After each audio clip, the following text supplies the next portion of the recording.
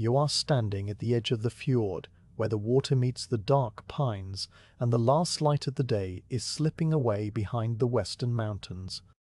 The sky above you still holds a faint wash of pale grey, but the surface of the fjord has already turned to a sheet of hammered silver that barely reflects anything at all. A thin mist hovers just above the water, not moving, as if the air itself is too tired to stir. Behind you, the settlement is a scattering of low, turf-roofed buildings half hidden in the dusk, their shapes softening into the hillside, and from one of them comes a thread of wood smoke that rises straight up into the still evening. You do not look back at the buildings, not because you are leaving in haste, but because there is no need to look back. You know every stone and every roof beam, every path and every doorway, and you will return to them when the scouting is done. You turn instead toward the forest, a wall of tall pine trunks that begins only a few paces from where you stand, and you let your eyes travel up the rough bark of the nearest tree.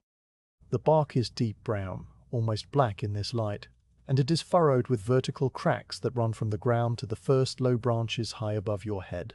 The branches themselves are dark shapes against the dim sky, needles clustered in thick masses that catch the last grey light in tiny, dull gleams. The ground beneath the trees is covered in a carpet of fallen needles, and as you take the first step away from the fjord, your soft leather shoe sinks into that carpet with a faint, dry rustle.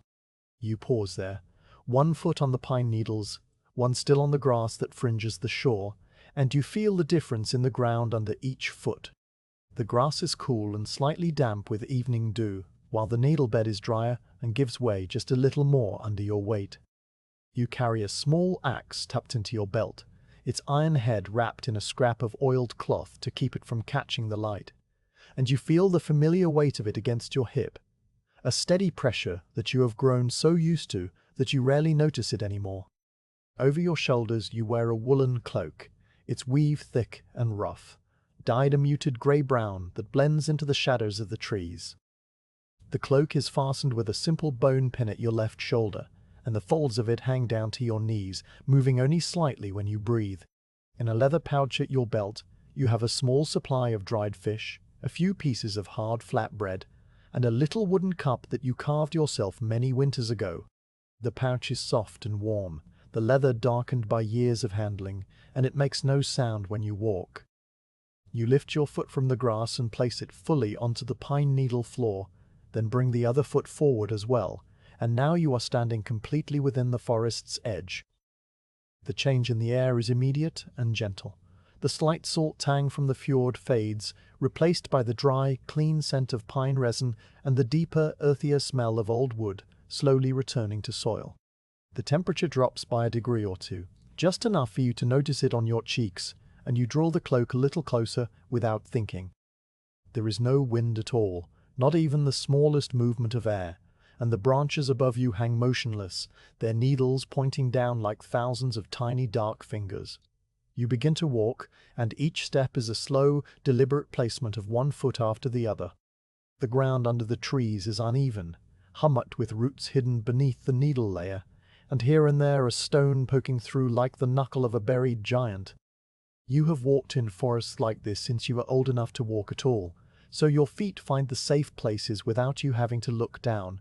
Your body knows how to read the ground through the thin soles of your shoes. The rhythm of your walking settles into something like breathing, a steady, unthinking pace that does not hurry and does not slow. The sounds of the settlement behind you grow softer with every dozen steps. The distant murmur of voices fades first, then the occasional clank of a tool on stone, then the bark of a dog that is itself half asleep by the fire. Soon there is nothing behind you but the forest, and nothing ahead of you but more of the same. You stop after a while, not because you are tired or because you have reached any particular landmark, but simply because the act of stopping feels natural in this slow, darkening world. You stand next to a pine tree that is wider than your outstretched arms could reach, its trunk rough with plates of bark that peel away at the edges like old parchment.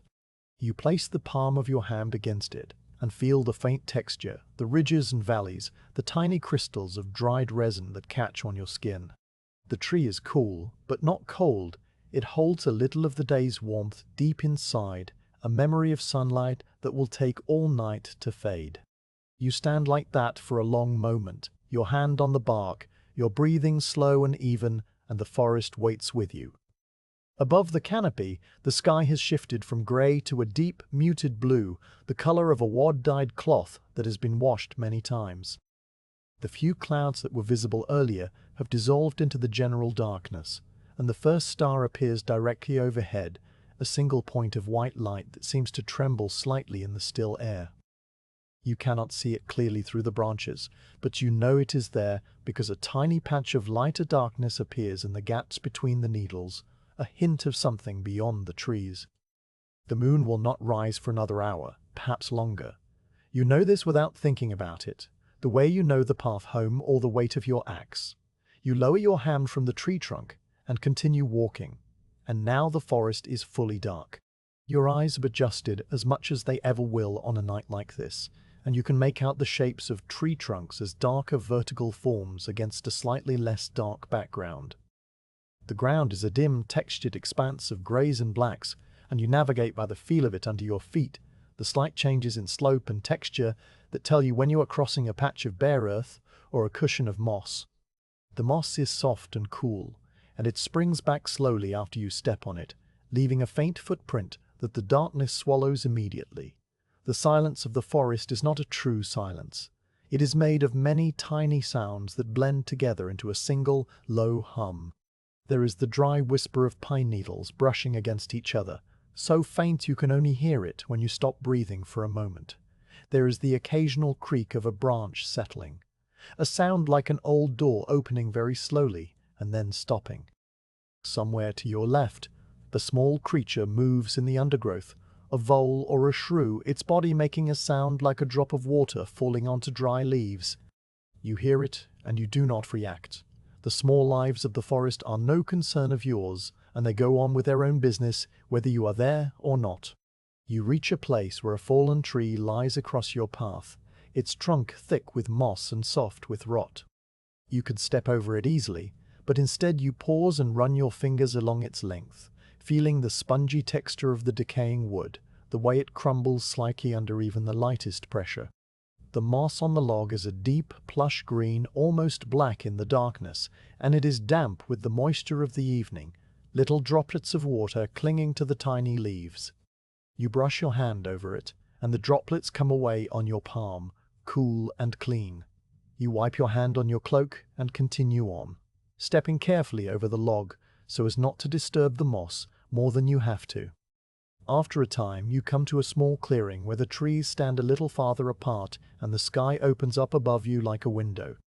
The star you saw earlier is now joined by a scattering of others, pale and far away, and the dark shape of a bat flickers across the open space, its flight so quick and silent that you are not sure you saw it at all. The air in the clearing feels different, a little lighter, a little less close, and you draw a deeper breath, tasting the faint sweetness of night-blooming flowers somewhere nearby. You do not know what kind of flowers they are, and you do not go searching for them. You simply notice them and then let the thought go. You sit down on a flat stone at the edge of the clearing, the stone still holding a trace of warmth from the sun that set hours ago. The stone is smooth and grey, with a thin crack running across it like a vein, and you trace that crack with your fingertip while you rest. You do not close your eyes, but you let your gaze soften, taking in the whole clearing at once rather than focusing on any single thing. The bat flicks across again, and this time you see it clearly, a tiny shape of black on black that loops and dives with a purpose you cannot guess. You watch it until it disappears beyond the treetops, and then you watch the space where it was, the empty air that now holds nothing but the faint starlight. Your pouch shifts slightly as you lean forward, and you feel the pieces of dried fish inside pressing against the leather. You are not hungry yet, but you take a small piece anyway and hold it in your mouth, letting it soften before you begin to chew. The fish tastes of salt and smoke, a reminder of the sea that is now far behind you, and you eat it slowly, one flake at a time, while the darkness deepens around you. The taste lingers on your tongue long after you have swallowed, and you wash it down with a sip of water from a tiny stream you can hear but not see, a musical trickle somewhere just beyond the clearing. When you rise again, your body feels lighter, as if the brief rest has reset some inner clock that measures effort and ease. You step back into the trees, and the canopy closes over you like a blanket, the darkness returning to its full, deep intensity. The pine needle floor is softer here, thicker, and your footsteps make almost no sound at all. You are moving through the forest as quietly as the fog moves across the water. The wood of your cloak brushes against the bark of a tree as you pass, and the sound it makes is a soft, dry shush, a sound so gentle it might be the forest breathing. You walk for what feels like a long time, though you have no way of measuring the hours except by the slow arc of the stars when you pass another gap in the canopy. The path you are following, if it can be called a path, is little more than a slight depression in the needles, a ghost of a trail made by deer or perhaps by other scouts like yourself who passed this way in years gone by. You do not think about those other scouts. You simply place your feet in the shallow groove and let it guide you deeper into the woods. The ground begins to slope gently downward, and you know you are approaching the valley floor, where the pines grow tallest and the air is thick with the smell of damp earth. At the bottom of the slope, you find a small stream, the same one you heard earlier, now visible as a ribbon of liquid darkness moving between the roots of the trees. The water is so clear that it catches the faint starlight and throws it back in tiny glints like scattered grains of mica. You kneel by the stream, your knees sinking into the soft, cold mud, and you cup your hands to drink. The water is shockingly cold, cold enough to make your teeth ache, and it tastes of stone and moss and the deep heart of the mountain where it was born. You drink slowly, letting each mouthful warm in your mouth before swallowing, and then you sit back on your heels and listen to the stream's voice, a continuous low murmur that has been speaking here since long before you were born and will continue long after. The cold of the water spreads through your chest and settles in your stomach, a small core of coolness that you carry with you when you stand up and begin to climb the opposite slope. The climb is gentle, and your breathing deepens to match the effort, each inhale drawing in the resin-scented air, each exhale sending a small plume of white vapor into the darkness. The vapor hangs for a moment and then disappears, as if the forest itself is absorbing it. Your legs move with a steady, patient rhythm, and you count the steps in your head without meaning to, a habit from childhood that returns whenever you walk alone at night. The numbers rise and then fade away again, replaced by the simple feeling of movement. Halfway up the slope, you stop beside a tree that has been split by lightning, its trunk opened like a door into a hollow core blackened by old fire. The charred wood gleams faintly, a deeper black among the greys, and when you touch it, your fingertip comes away dusted with soot that is so fine it feels like nothing at all. You look at your fingertip for a moment, the dark smudge barely visible, and then you wipe it on the hem of your cloak and move on. The tree stands as a quiet monument to something violent that happened long ago, but now it is just another part of the forest, as still and silent as all the others. At the top of the slope, the land levels out again, and the trees here are older, their trunks wider and their branches higher, so that the forest feels like a vast, pillared hall. The air is even stiller here if that is possible, and your own footsteps sound loud to your ears, a soft crunch-crunch that echoes slightly among the trunks before being swallowed by the needles. You slow your pace even further, placing each foot with extra care, and the sound reduces to a whisper, and then to nothing. You are moving through the forest now, like a thought moving through a sleeping mind, weightless and invisible. The darkness has a texture to it, a slight graininess that comes from the fine mist that is beginning to form in the lowest places. The mist does not rise high enough to touch your face, but it curls around the bases of the trees, softening the transition between trunk and ground until the trees seem to float on a sea of grey. Your feet pass through the mist without disturbing it, and it closes behind you as though you were never there. The temperature has dropped again and you can feel the cold on the tips of your ears, so you pull the hood of your cloak up, the wool scratching your forehead gently as it settles into place.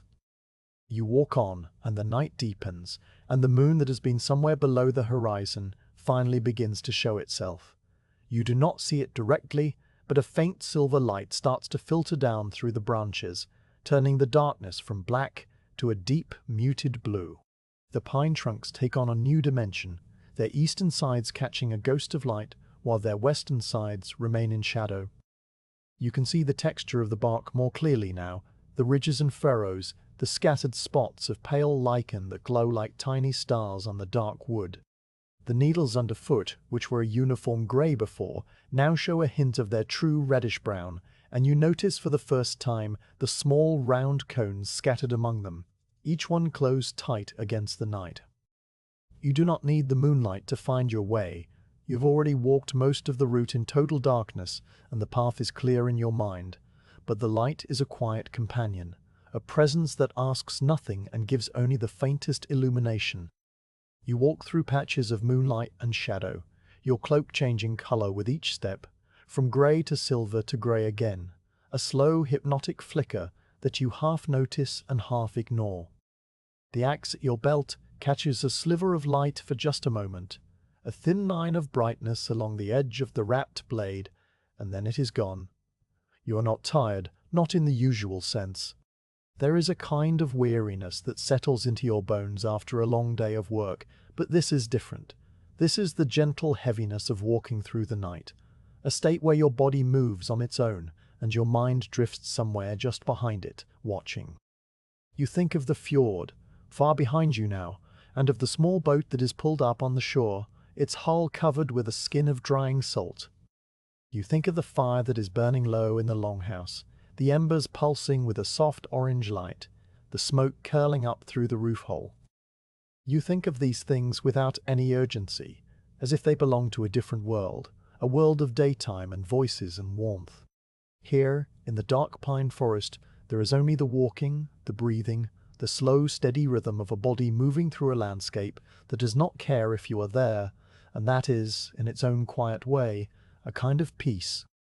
The mist thickens a little as you continue, not enough to obscure your vision, but enough to lend a soft blur to the edges of everything. The tree trunks that were sharp and distinct in the moonlight become slightly hazy, their outlines smudged as if drawn in charcoal and then gently rubbed. The sound of your footsteps changes too, muffled by the damp air, until each step sounds like a soft, distant thump, a heartbeat heard through water. You slow your pace even further, matching the rhythm of the mist, the rhythm of the forest's deep, slow breathing. You come to a place where two deer trails cross, a small intersection of faint paths that you recognize even in the dark. You have been here before, months ago, in the full light of summer, when the forest was a different place entirely, green and buzzing with insects. Now it is silent and still, and the crossing is just a faint mark on the ground, two lines of slightly darker needles that intersect and then continue on. You do not take either trail. Instead, you pass straight through the crossing and keep to your own route, a route that exists only in your memory and in the gentle, unspoken agreement between your feet and the land. After another long stretch of walking, the ground begins to rise again, and you know you are approaching the low ridge that marks the halfway point of your scouting circuit. The climb is gradual, and your body shifts into the familiar posture of ascent, your shoulders leaning slightly forward, your stride shortening just a little. Your breath comes more deeply, and you can feel the muscles in your legs working, a pleasant, warm sensation that spreads from your thighs down to your calves. You do not hurry. There is no destination waiting for you, no appointment to keep. The ridge will be there when you arrive, and the trees will be there, and the slow, dark hours of the night will continue to pass, whether you are climbing or resting, or simply standing still. At the top of the ridge, the trees thin out just enough to give you a view of the valley you have just crossed. You stop and turn, looking back the way you came, and you see the dark bowl of the forest spreading out below you, a vast, soft darkness, broken only by the silver thread of the stream you drank from, now visible as a faint, winding line of reflected moonlight. The mist lies thick in the lowest parts of the valley, a pale grey sea that fills the hollows between the hills, and the tops of the tallest pines rise out of it like islands. Above it all, the sky is clear and deep, and the stars are sharp and cold, each one a tiny point of light that has travelled unimaginable distances just to reach your eyes. You stand there for a long time, not thinking, not planning, just looking. The cold air moves against your face, the first real movement of air you have felt all night, and you breathe it in, fresh and clean, and faintly scented, with the promise of distant snow. Your cloak billows softly, once, and then falls still again. The axe at your belt is a familiar weight. The pouch of dried fish rests against your hip. The pine needle floor waits beneath your feet. And when you are ready, you turn back to the forest and continue walking, one slow step after another, into the deep and patient dark. The path that had guided you through the deeper part of the forest began to change so gradually that you did not notice it at first. The slight depression in the needles that marked the deer trail grew shallower, its edges softening, as if the forest floor was slowly erasing any sign of passage. Your feet continued to find the familiar groove until, at some unmarked point between one tree and the next, the groove was no longer there at all. You paused and looked down, seeing only an unbroken carpet of brown needles and the occasional dark cone half buried among them. The path had simply ended, or rather it had dissolved into the general sameness of the woods, and you accepted this without any concern, adjusting your direction by the slope of the land and the memory of the ridge now behind you. Without a defined track to follow, your pace slowed even further, each step becoming a small act of attention. The ground was still thickly covered with fallen needles, but beneath them you could feel the uneven contours of old roots and stones, a hidden geography that revealed itself only through the soles of your shoes. You took the time to notice these things now, the way a root would rise up like a smooth wooden knuckle and then sink again into the earth, the way a stone would present a flat, cool surface for a single footfall before disappearing under the next layer of duff. Your walking became a quiet conversation with the ground, a continuous series of small adjustments that required no thought but engaged your body in a slow, rhythmic dance. As you moved deeper into the trackless woods, the smells of the forest began to separate themselves in your awareness, like the individual voices in a low, murmuring crowd. The sharp tang of pine resin was the strongest, a clean, almost medicinal scent that seemed to cling to the back of your throat. It came from the trees themselves, of course, from the sticky golden beads that oozed from cracks in the bark and hardened into translucent droplets. But it also rose from the carpet of needles underfoot, a dry, fragrant dust that puffed up faintly with each step. You breathed it in slowly, letting it fill your lungs, and it was like breathing the very essence of the tree, concentrated and ancient. Woven into the resin was the smell of damp earth, dark and cool, and somehow alive. This scent rose from the places where the needle cover was thin and the actual soil lay close to the surface, a rich black loam made of countless seasons of decay. It was a smell that seemed to have weight, settling low in the air near the ground, and you noticed it most strongly when you paused and stood still, the faint movement of your walking no longer stirring the air around your ankles. The dampness was not a wetness that you could feel on your skin, it was simply a quality of the scent, a coolness that suggested hidden moisture and the slow, patient work of worms and beetles in tiny, invisible lives. Then there was the sweetness of rotting wood, a softer, deeper note that drifted from the fallen logs and decaying stumps scattered among the living trees. This sweetness was not the bright sweetness of flowers, but something richer and more muted, like the memory of sap turned to honey over many years.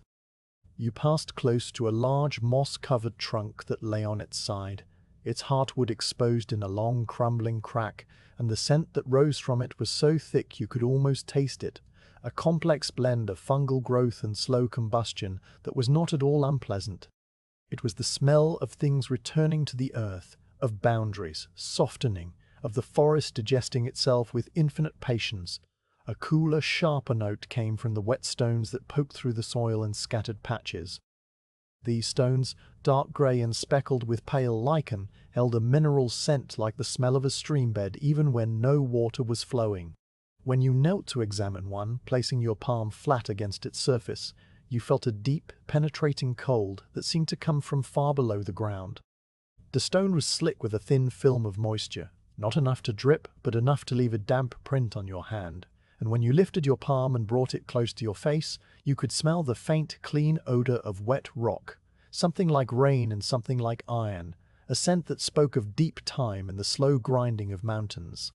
You rose and continued on, and now your attention turned to the pine trunks themselves, to the astonishing variety of their shapes and surfaces.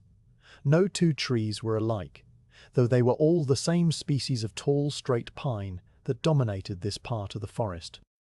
Some trunks rose perfectly vertical, their bark arranged in neat, rectangular plates like the scales of a fish, while others leaned slightly, their grain twisting in a slow spiral that suggested a lifetime of accommodating wind and snow. The bark on the oldest trees was deeply furrowed, the ridges thick and corky, creating patterns that your eyes could follow upward until they vanished into the darkness of the canopy. On younger trees, the bark was smoother, a silvery grey that glimmered faintly in what little light filtered down from above, and it was dotted with the small, round scars where lower branches had once grown and then fallen away. You stopped beside one particular tree, a massive old pine whose trunk was wider than any you had seen so far. Its bark was so thick and rough that it seemed more like stone than wood, and in the deep crevices, tiny gardens of pale green lichen had taken root, spreading in slow circles like a map of some forgotten country. You reached out and touched one of the lichen patches, feeling its crisp, dry texture, so different from the soft moss that grew on the ground. The lichen crumbled slightly under your fingertip, releasing a faint, dusty scent that mingled with the resin and the damp earth, and you stood there for a long moment, just touching the tree and breathing. The light in the forest was dying by slow degrees, not in the dramatic way of a sunset, but in a gentle, steady dimming that was more like the closing of a great door inch by inch. High above, the sky might have still held some lingering grey, but down among the trunks, the darkness was nearly complete. Your eyes had long since shifted to their night-seeing, and what you saw now was a world rendered in shades of charcoal and ash. The trees were not black, but a deep, muted grey, their shapes defined more by the absence of light than by any illumination. The spaces between them were filled with a softer darkness, a velvet emptiness that seemed to have texture, as if the air itself had thickened and grown heavy. You walked through this near darkness without difficulty, your feet finding their own way while your mind drifted on the slow current of sensation. The ground beneath you had changed again, the thick layer of needles giving way to a dense carpet of moss that felt like walking on a giant, cool sponge. The moss was a deep, plush green in daylight, you knew, but now it was just another shade of grey, slightly lighter than the needles and infinitely softer. Each step sank into it with a faint, satisfying give, and when you lifted your foot, the moss rose slowly back into place, erasing your footprint within moments. The silence here was different too. Deeper and more complete, the moss absorbing all the small sounds that had accompanied you earlier. Your own footsteps were muffled almost to nothing. A soft, distant thump that seemed to come from somewhere else entirely. You paused often, not because you needed to rest or to orient yourself, but simply because pausing felt like the right thing to do in this slow, accepting place.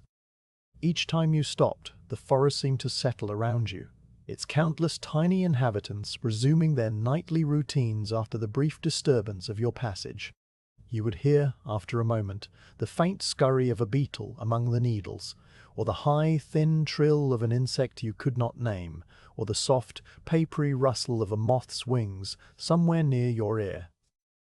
These sounds were not interruptions, they were the forest's own breathing, and you listened to them with a quiet, detached attention, as if they were notes in a melody that had no beginning and no end. Your body began to feel like a part of the forest, your own edges blurring into the soft darkness. The wool of your cloak had absorbed the same cool dampness that hung in the air, and it clung to your shoulders with a comfortable, heavy weight. The leather of your shoes was moist from the moss, and your feet inside them were cool but not cold, the blood moving slowly through them with each steady step. The axe at your belt had grown colder too, the iron head radiating a chill that you could feel even through the cloth wrapping, a small, constant reminder of the metal's presence. The pouch of dried fish had not been touched since the clearing, and the slight hunger you had felt earlier had faded into a general, background sensation that was neither pleasant nor unpleasant. You came upon a place where a cluster of younger pines grew close together, their trunks slender and their lower branches still intact, creating a kind of natural room. The branches drooped down to the ground, forming walls of dark needles that you had to push aside gently to pass through. The needles brushed against your cloak with a soft, swishing sound, and a few of them caught in the wool, tiny green threads that you would not find until you returned to the daylight. Inside the little room, the air was noticeably warmer, the dense branches trapping a pocket of stillness, and the scent of resin was so strong it almost made your eyes water. You stood in the center of this small enclosed space and looked up, seeing the branches interlace above you, like the ribs of an umbrella, the tiny gaps between them showing only blackness beyond. The feeling of being enclosed was not confining. It was oddly comforting, like being held in a large, gentle hand. You let your shoulders drop, releasing a tension you had not realized you were holding, and you breathed in the warm, resin-scented air until your lungs were full. One of the thin branches was right beside your face, and you turned your head to look at it closely. The needles grew in pairs, each pair joined at a tiny papery sheath, and they were a dark, glossy green that gleamed even in the near darkness. You reached up and touched one of the needles, feeling its sharp point and its smooth, waxy surface, and then you let it go, watching it spring back into place with a tiny, silent quiver. When you stepped out of the young pines, the air immediately cooled again, and you felt the shift on your cheeks and the backs of your hands. The moss underfoot gave way to a stretch of bare earth, hard-packed and smooth, and your footsteps made a slightly different sound here, a soft, padding sound like a hand patting a drum. You could smell the mineral tang of clay, a clean, cool scent that reminded you of the pottery your grandmother used to make, the grey bowls that held water so cold it hurt your teeth. The clay path led you down a gentle slope, and at the bottom you found another stream, wider than the first, its water moving with a low, continuous murmur over a bed of smooth stones. You knelt by this stream too, but you did not drink. You simply watched the water flow for a while, your gaze following the dark liquid ribbon as it curved around a half-submerged root and disappeared into a thick stand of ferns. The ferns were tall and feathery, their fronds drooping over the water like green fingers trailing in the current. The sound of the stream was a complex, layered thing, made of many small splashes and gurgles that blended together into a steady, hushing voice, and you let that voice fill your ears until there was no room for anything else. The cold radiating from the water touched your face, a faint, refreshing chill, and tiny droplets of mist settled on your eyebrows and the fine hairs of your forearms.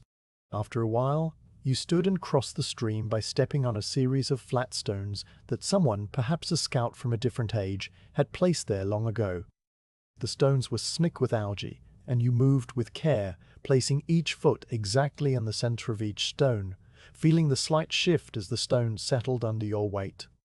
When you reached the other side, you looked back and saw the water flowing over the stones you had just used, erasing the faint wet footprints you had left behind.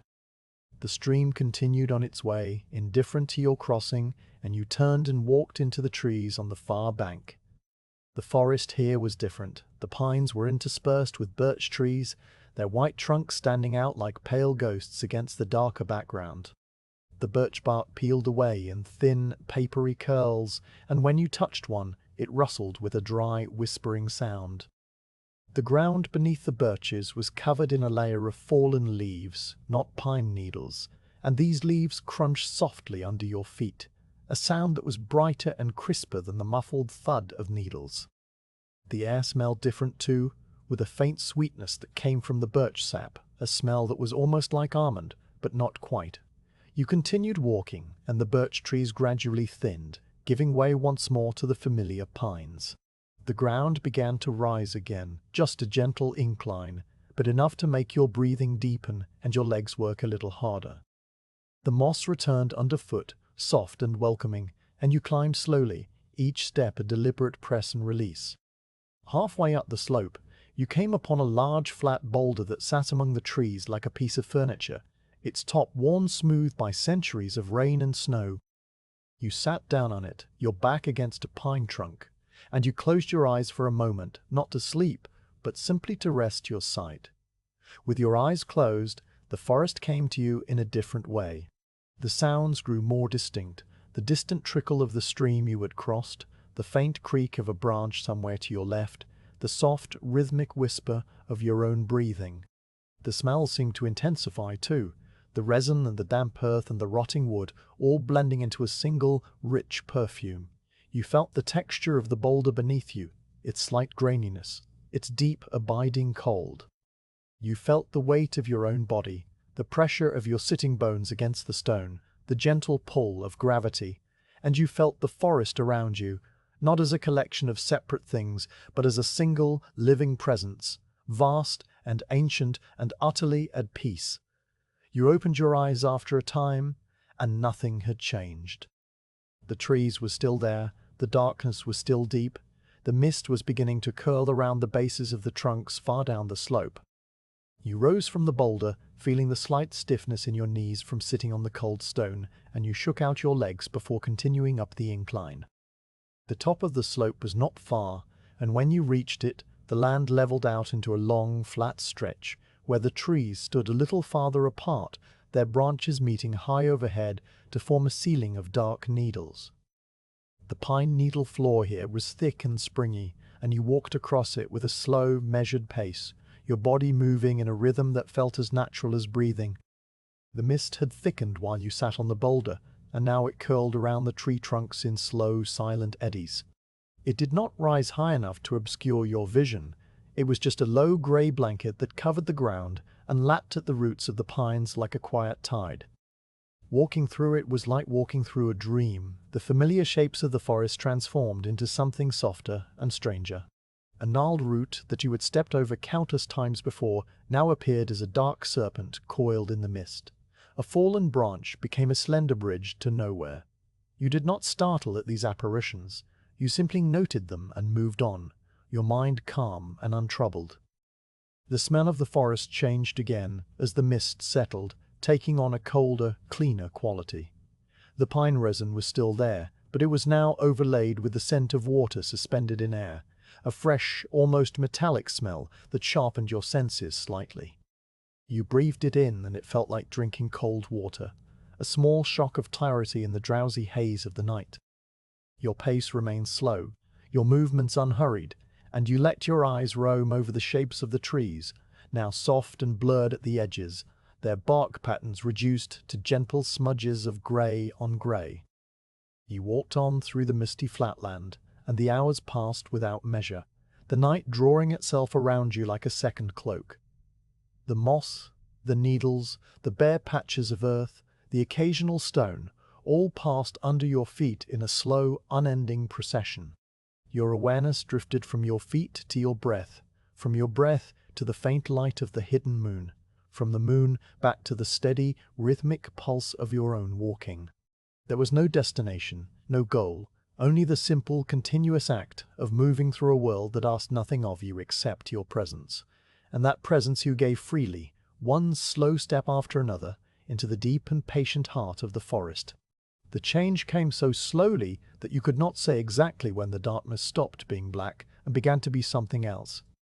For a long while you walked through a world that was simply dark, the tree trunks rising from invisible roots into invisible branches, the ground a dim suggestion of texture under your feet. Then, little by little, the darkness acquired a faint tint, a suggestion of color so subtle it was more like a memory of color than the thing itself. The black softened into the deepest possible blue, the color of a winter sky an hour after sunset when the last glow has gone, but the stars have not yet sharpened to their full brilliance. You noticed this shift, not all at once, but in stages, the way you might notice a change in temperature after you have already been feeling it for some time. High above the canopy, the moon had risen. You could not see it directly from your place among the trunks, but its presence was now a fact of the night, a pale lantern held somewhere beyond the interwoven branches. The light it sent down was not the silver-white light of a full moon, but something fainter and more diffuse, the light of a half-moon that had just cleared the eastern ridge and was still climbing through a thin haze. It did not cast shadows. It was too weak for that, too gentle. Instead, it seemed to fill the spaces between things, soaking into the darkness and diluting it, turning it from ink into deep water. Your eyes, already accustomed to the dark, began to find a new kind of seeing. Shapes that had been only vague masses now revealed edges, thin lines of slightly lighter darkness that traced the contours of branches, trunks, and the occasional boulder. The forest did not grow brighter in any real sense. It simply became less uniform, a mosaic of very dark blue and somewhat lighter blue, the foreground separating from the background with a slow, dreamlike clarity. You paused to let this new light settle into your awareness, standing still as the trees stood still, and you looked around with a quiet, patient attention. The first thing that caught your eye was a dead branch on a nearby pine, a bare spar of wood that jutted out from the trunk at a sharp angle. In the full dark it had been invisible, just another absence among many, but now the half-moon's light found it and drew a thin silver line along its upper edge. The line was so fine, so delicate, that it seemed almost not to be there at all, the trick of the eye that vanished when you looked directly at it, and then reappeared when you let your gaze soften. The bark on that branch was rough and peeling, and each tiny scale of it caught a microscopic dot of illumination, so that the whole thing shimmered faintly, a ghostly outline against the deep blue beyond. You moved closer to the branch and lifted your hand, not to touch it, but to compare the silver edge with your own skin. Your hand, which you knew so well in daylight, looked strange in this light, a pale shape floating in front of you, its familiar lines and knuckles flattened into a soft grey-blue silhouette. You turned it slowly, watching the way the faint moonlight caught the fine hairs on the back of your fingers, each one tipped with an almost invisible glint. The palm of your hand, when you turned it upward, was a pool of deeper shadow cupped in your fingers, and you held it there for a moment, a small bowl of darkness in a world of half-light. You lowered your hand and continued walking, and now you noticed that the ground itself had changed its appearance. The pine needles, which had been a uniform colourless carpet, now showed a faint variation in tone.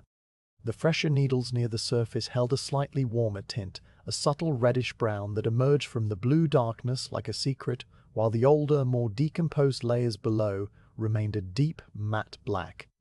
The cones scattered among the needles had caught tiny flecks of light on their upturned scales, each one a small, intricate pattern of shadow and silver that shifted as you moved past it. A patch of reindeer lichen on a nearby rock glowed with a pale, grey-green luminescence, its branching form so delicate and so pale that it looked like a piece of the moon itself had fallen to earth and taken root there. You knelt beside the lichen, your knees pressing into the cool moss, and you examined it with the same slow attention you had given the branch and your hand. The lichen was dry and crisp, its many tiny branches spreading outward in a circular pattern like a frozen splash of water. The moonlight did not so much illuminate it as it seemed to reside within it, a faint glow that was part of the lichen's own nature. You touched one of the branches with your fingertip, and it crumbled slightly, releasing a fine pale dust that hung in the still air for a moment before settling back onto the rock. The dust sparkled faintly, and then the sparkle was gone. You rose and walked on, and the forest opened up slightly as you entered a region where the trees were older and farther apart. Here, the deer trail you had lost earlier reappeared, a meandering line of slightly darker earth that wound between the massive trunks with no apparent purpose other than the purpose of movement itself. You stepped onto it gratefully, not because you had been lost, but because the trail offered a kind of companionship, a reminder that other living things had passed this way before you and would pass again after you were gone. The trail was narrow, just wide enough for a single deer or a single scout, and it bent in slow, graceful curves that avoided the largest roots and the densest thickets of underbrush. You followed the trail with a new kind of awareness, your eyes now fully adjusted to the half-moon's lantern. The tree trunks on either side of the path were ancient, their bark thick and deeply furrowed, and the blue light falling on them revealed details you would never have seen in full daylight, when the sun would have washed them into flat plains of brown and grey. Now, in the near dark, each trunk was a landscape of its own, with ridges that cast tiny shadows and valleys that caught the light, the whole surface a complex topography that rose up into the darkness above, like the face of a cliff.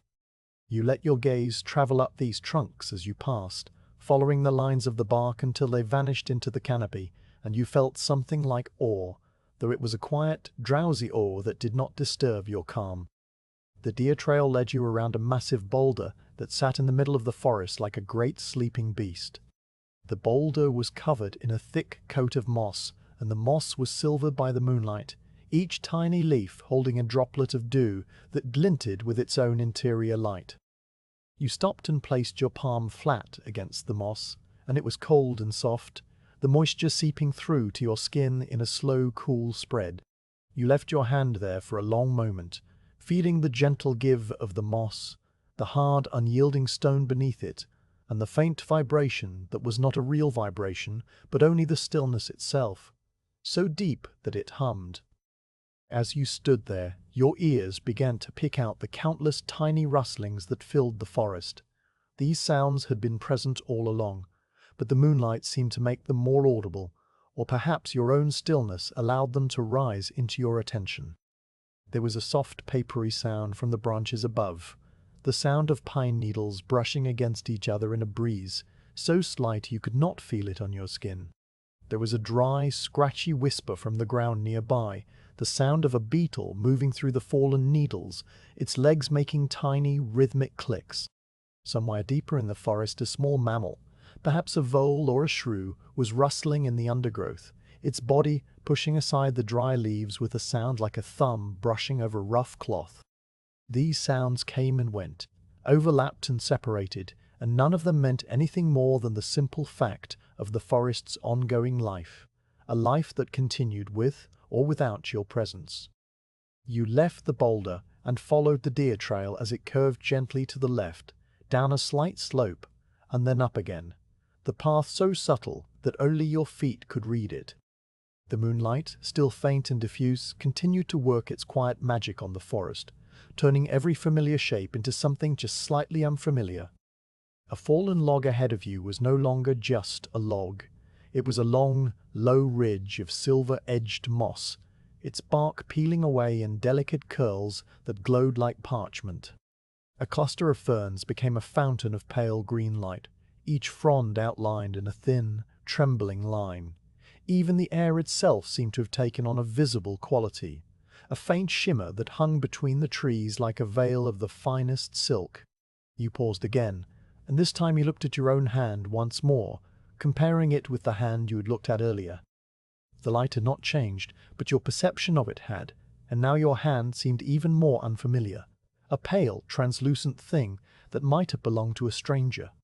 You could see the faint blue lines of the veins beneath the skin, the delicate architecture of the knuckles, the way the thumbnail caught a tiny curve of light. You flexed your fingers slowly, and the shadows in the hollows of your palm deepened and shifted. It was a strange thing to watch your own body move, to see it as if from a great distance, and the strangeness of it lulled you into a deeper state of calm. The deer trail straightened and led you into a long, narrow corridor between two rows of ancient pines.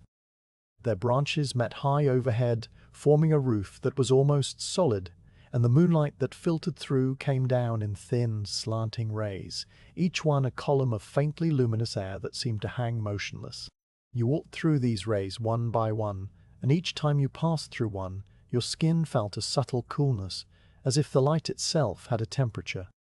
The dust motes floating in the rays were tiny specks of silver that drifted and swirled with your passage, then settled back into stillness once you had moved on.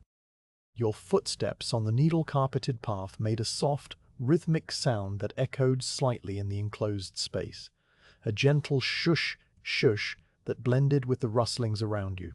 At the end of the corridor, the trail opened into another small clearing, and here the moonlight fell unimpeded for the first time. You stepped into the open space and stopped, looking up at last at the moon itself. It hung in the sky above the clearing, a pale half-circle of silver-white, its lower edge slightly blurred by the thin haze. The dark half of its face was faintly visible, a ghostly sphere that you could trace with your eyes if you looked carefully. Around it, The sky was a deep, washed blue, and a few brighter stars had managed to shine through the moonlight, their light steady and unwinking. The moon seemed to be looking down at you with a calm, impartial gaze, and you returned its look for a long, quiet moment, feeling the light on your face, a light so faint it was more like a memory of warmth than warmth itself. The clearing was ringed with tall pines, their trunks silvered on one side by the moon, and the ground in the center was a soft, grassy patch where the deer must have grazed in the summer. Now the grass was brown and flattened, and it crackled softly when you walked across it to sit on a low, mossy hummock at the clearing's edge. You sat with your back against a tree, your legs stretched out before you, and you let your gaze wander over the moonlit scene without focusing on anything in particular. The deer trail continued on the far side of the clearing, a faint line of darker grass that disappeared back into the trees, and you knew you would follow it in time, but for now you simply rested, letting the half-moon's lantern shine down on you. The rustlings that you had been hearing all night were closer here, or perhaps you were simply more aware of them because you were sitting still. A tiny creature with many legs was moving through the grass near your foot, its progress marked by a continuous whispery sound like a thumb drawn lightly over silk. In the trees around the clearing you heard the soft flutter of wings, a night bird perhaps, or a bat, though you could not see it. The pines themselves made their own quiet music, a low, almost subaudible creaking that came from the trunks, settling as the night cooled further, the wood contracting with a series of tiny, gentle groans. These sounds wove together into a tapestry of near silence, a background hum that was so constant and so even that it became a kind of stillness in itself. You thought about the deer who had made this trail, their small, neat hooves pressing the same earth you had been walking on. They were somewhere in the forest now, perhaps bedded down in a thicket a mile away, their large, dark eyes reflecting the moonlight like pools of water. You felt no need to find them, no desire to track or follow. It was enough to know that they were there, that the trail existed, that you were sharing the night with countless other lives, all moving through their own rhythms, all indifferent to your presence, and yet somehow connected by the simple fact of being alive in this vast, quiet place. The half-moon shone on all of you equally, its light falling on the deer, on the beetles, on the moss, on your own still face, with no preference and no judgment. After a long while, you rose from the hummock, feeling the slight stiffness in your back from sitting against the tree. You stretched your arms slowly, your joints making small, quiet pops, and then you walked to the center of the clearing and stood there for a moment, the moonlight falling full upon you. Your shadow, such as it was nothing more than a faint, blurry darkening on the grass at your feet, a shadow so pale it was more like a stain than a shape. You turned in a slow circle, taking in the whole clearing, the silver trunks, the dark openings of the deer trail at either end, the half-moon above, and you felt a deep, quiet peace settle over you like a second cloak. When you were ready, you stepped onto the continuation of the deer trail and left the clearing behind.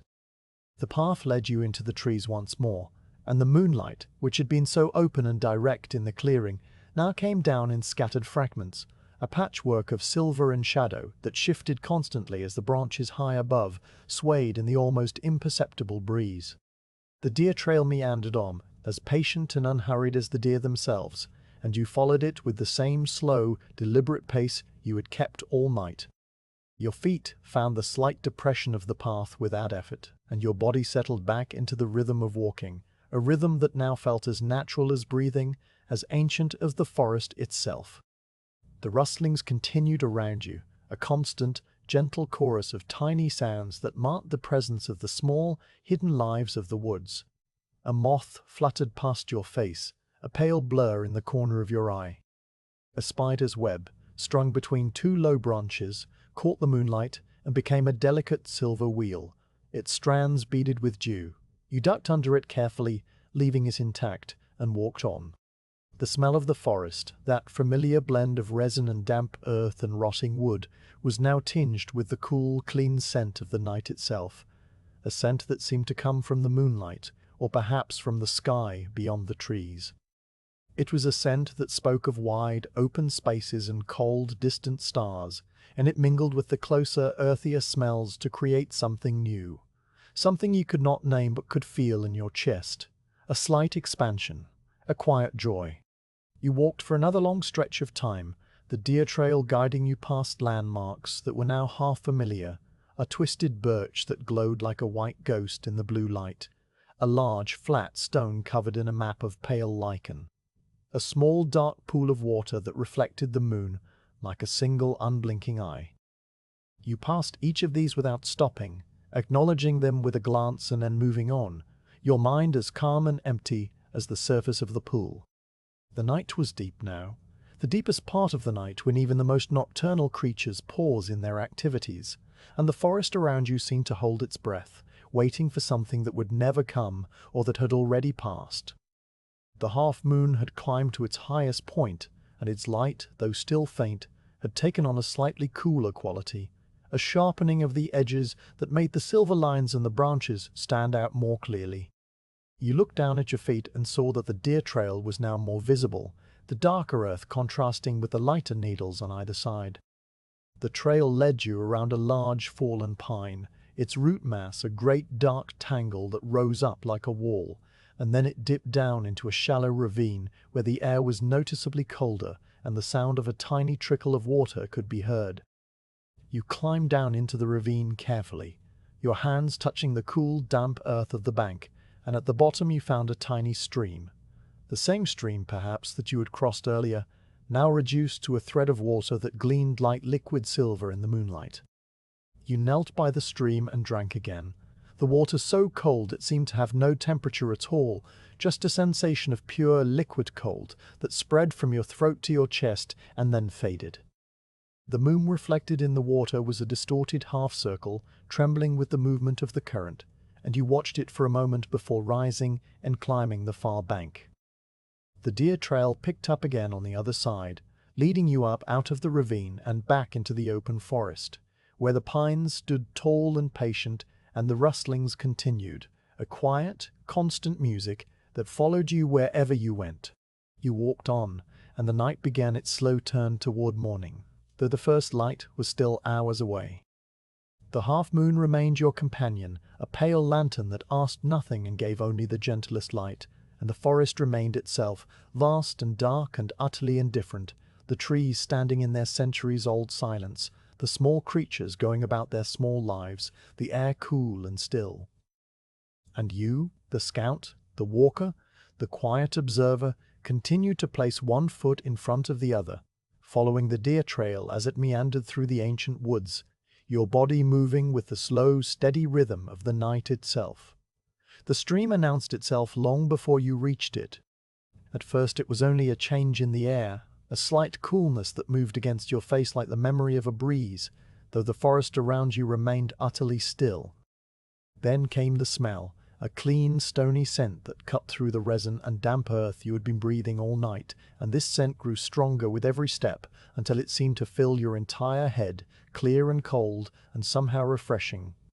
Finally there was the sound, a low, continuous murmur that you first mistook for wind in the treetops, but the treetops were silent, and the murmur was coming from somewhere ahead and below, a voice speaking in a language made entirely of water and stone. You followed the sound as you had followed the deer trail, letting it guide you through the dark trees. The ground began to slope downward, gently at first, then a little more steeply, and you had to place your feet with extra care to avoid slipping on the moss-slicked stones that were now more frequent underfoot. The pines grew thicker here, their roots reaching down the slope like the gnarled fingers of old men, and you used them as handholds as you descended, your palms pressing against the rough, cool bark. The murmur grew louder, resolving into distinct notes, the low gurgle of water flowing over a drop, the higher splash of it striking a stone, the constant, hissing rush of the main current moving between its banks. At the bottom of the slope, the trees opened up just enough to reveal the stream itself. It was not a wide stream, perhaps 4 or 5 paces across, and not particularly deep. You could see the bottom clearly even in the faint moonlight, a bed of rounded stones in shades of grey and black, with here and there a flash of lighter quartz catching the silver glow. The water moved swiftly but smoothly, the surface unbroken except for the small ripples that formed behind the larger stones, and then smoothed out again, over and over, a pattern that had been repeating for longer than anyone could remember. On the far bank, a tangle of ferns leaned out over the water, their fronds trailing in the current like green hair being combed by an invisible hand. You stood at the edge of the stream for a moment, looking down at the water and listening to its voice. The sound was complex, made up of many layers. Nearest to you, where the bank shelved gently into the water, there was a soft lapping sound, a tiny wave that formed and broke with each pulse of the current, so faint it was almost not a sound at all. Farther out, the main flow produced a steady, rushing noise like a long exhalation, while the stones in the streambed added a lower gurgling note, the series of small liquid thumps that you could feel as much as hear. Overlaying all of this was the high silvery trickle of water, splashing over a fallen branch that had lodged itself halfway across the stream, a delicate, musical sound that rose and fell with the small variations of the current. You knelt on the bank, your knees sinking into the cool, damp earth, and you leaned forward to cup your hands in the water. The stream was shockingly cold, so cold that for a moment your hands felt not cold but hot, a burning sensation that faded quickly into a deep, numbing chill.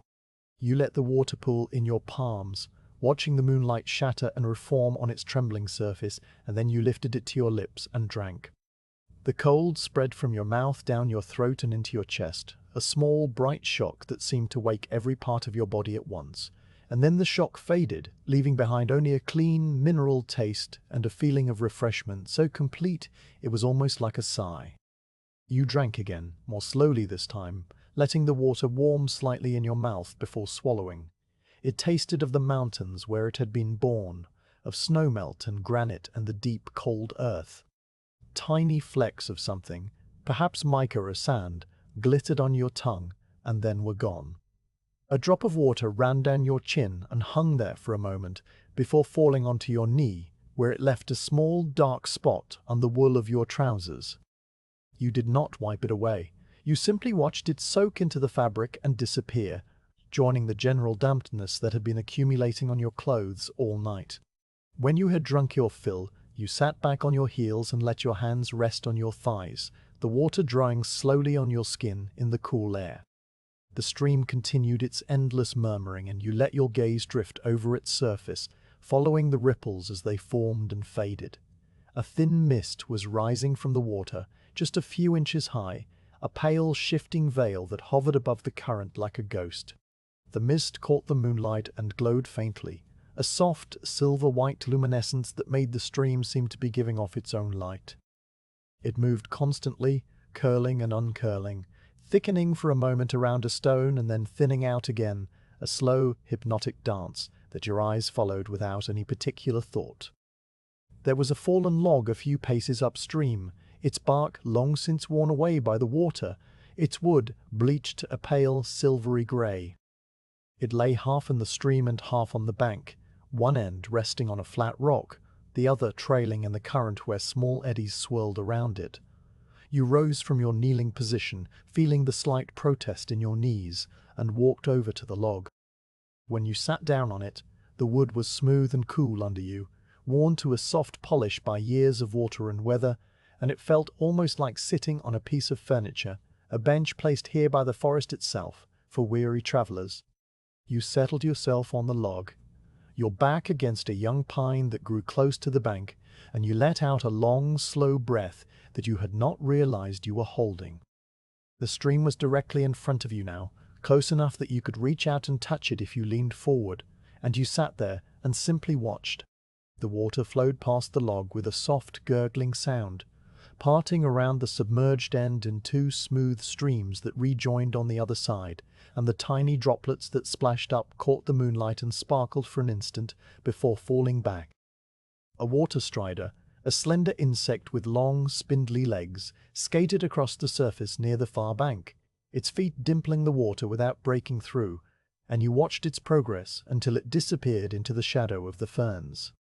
The hour that followed, if it was an hour and not more or less, was a time of no time, A stretch of stillness in the middle of the night when nothing was required of you and nothing happened.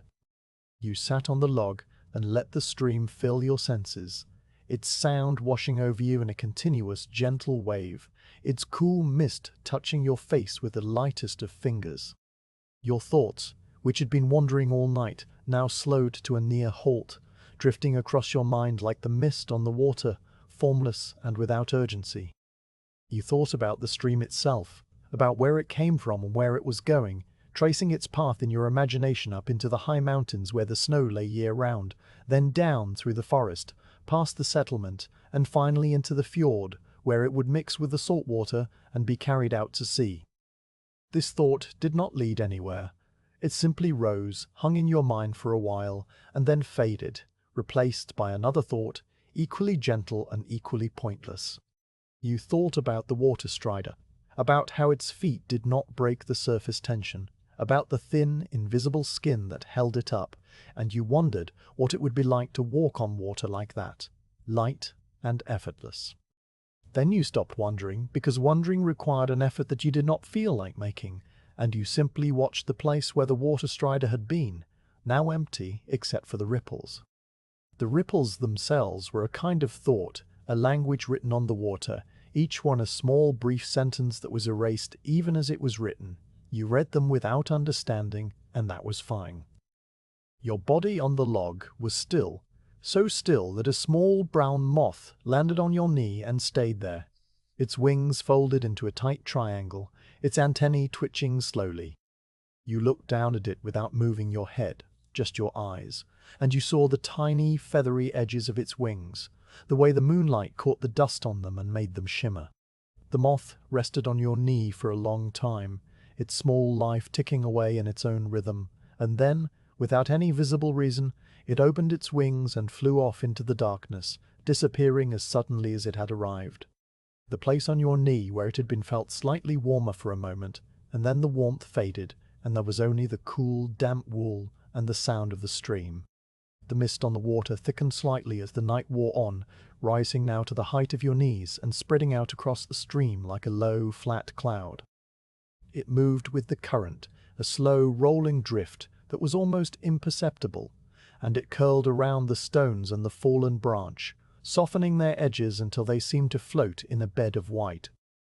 The moonlight filtering through the mist took on a diffuse, milky quality, and the whole scene became dreamlike, the stream and the ferns and the dark trees all seen as if through a thin veil of gauze. You watched this transformation with a quiet, passive attention, your eyelids heavy but not closing, your breathing slow and even. The sound of the stream, which had been so distinct when you first arrived, now began to merge with the other sounds of the forest until you could no longer separate them. The rustling of the pine needles, the distant creak of a branch, the high, faint trill of an insect, all of it blended together into a single continuous hum, a drone that was not quite sound and not quite silence, but something in between. Your ears, tired of picking out individual noises, simply accepted the whole and let it wash over you, a sonic blanket that wrapped around you as surely as your woolen cloak.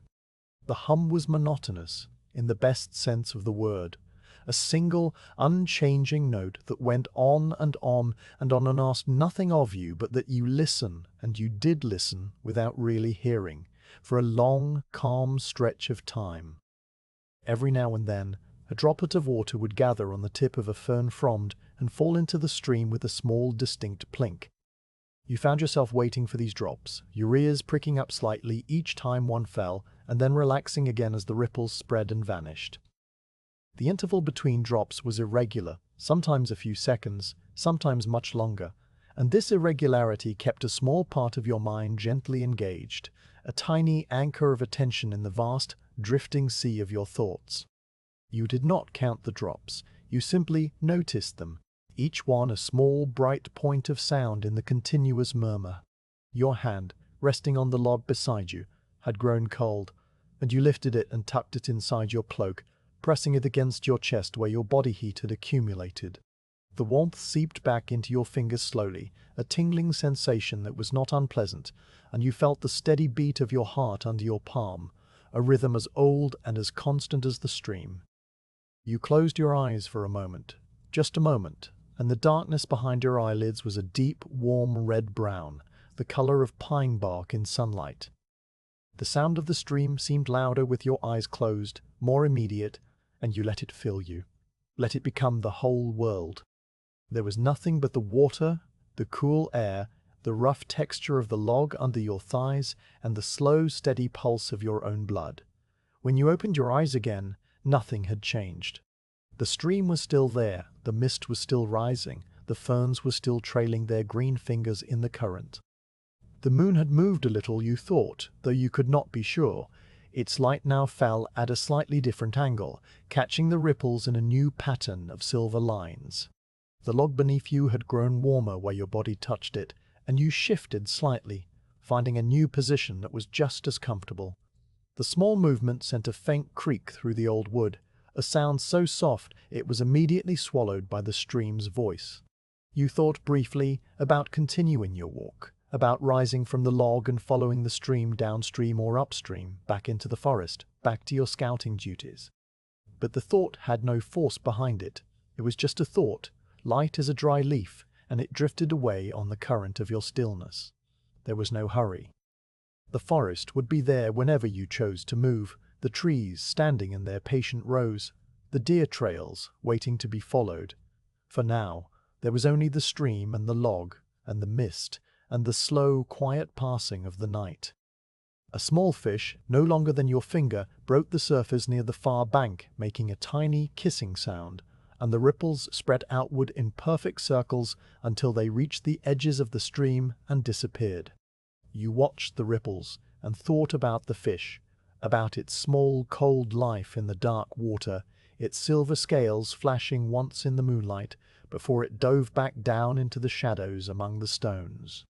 The fish was probably still there, holding itself steady against the current, with tiny movements of its fins, its round eye seeing a world you could not imagine, a world of refracted light and drifting particles and the slow waving fronds of underwater plants.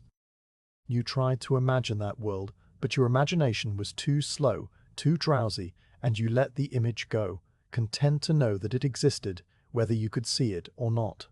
The cold of the night had settled into a steady, even chill that no longer felt cold. It was simply the temperature of the world, the baseline against which all other sensations were measured.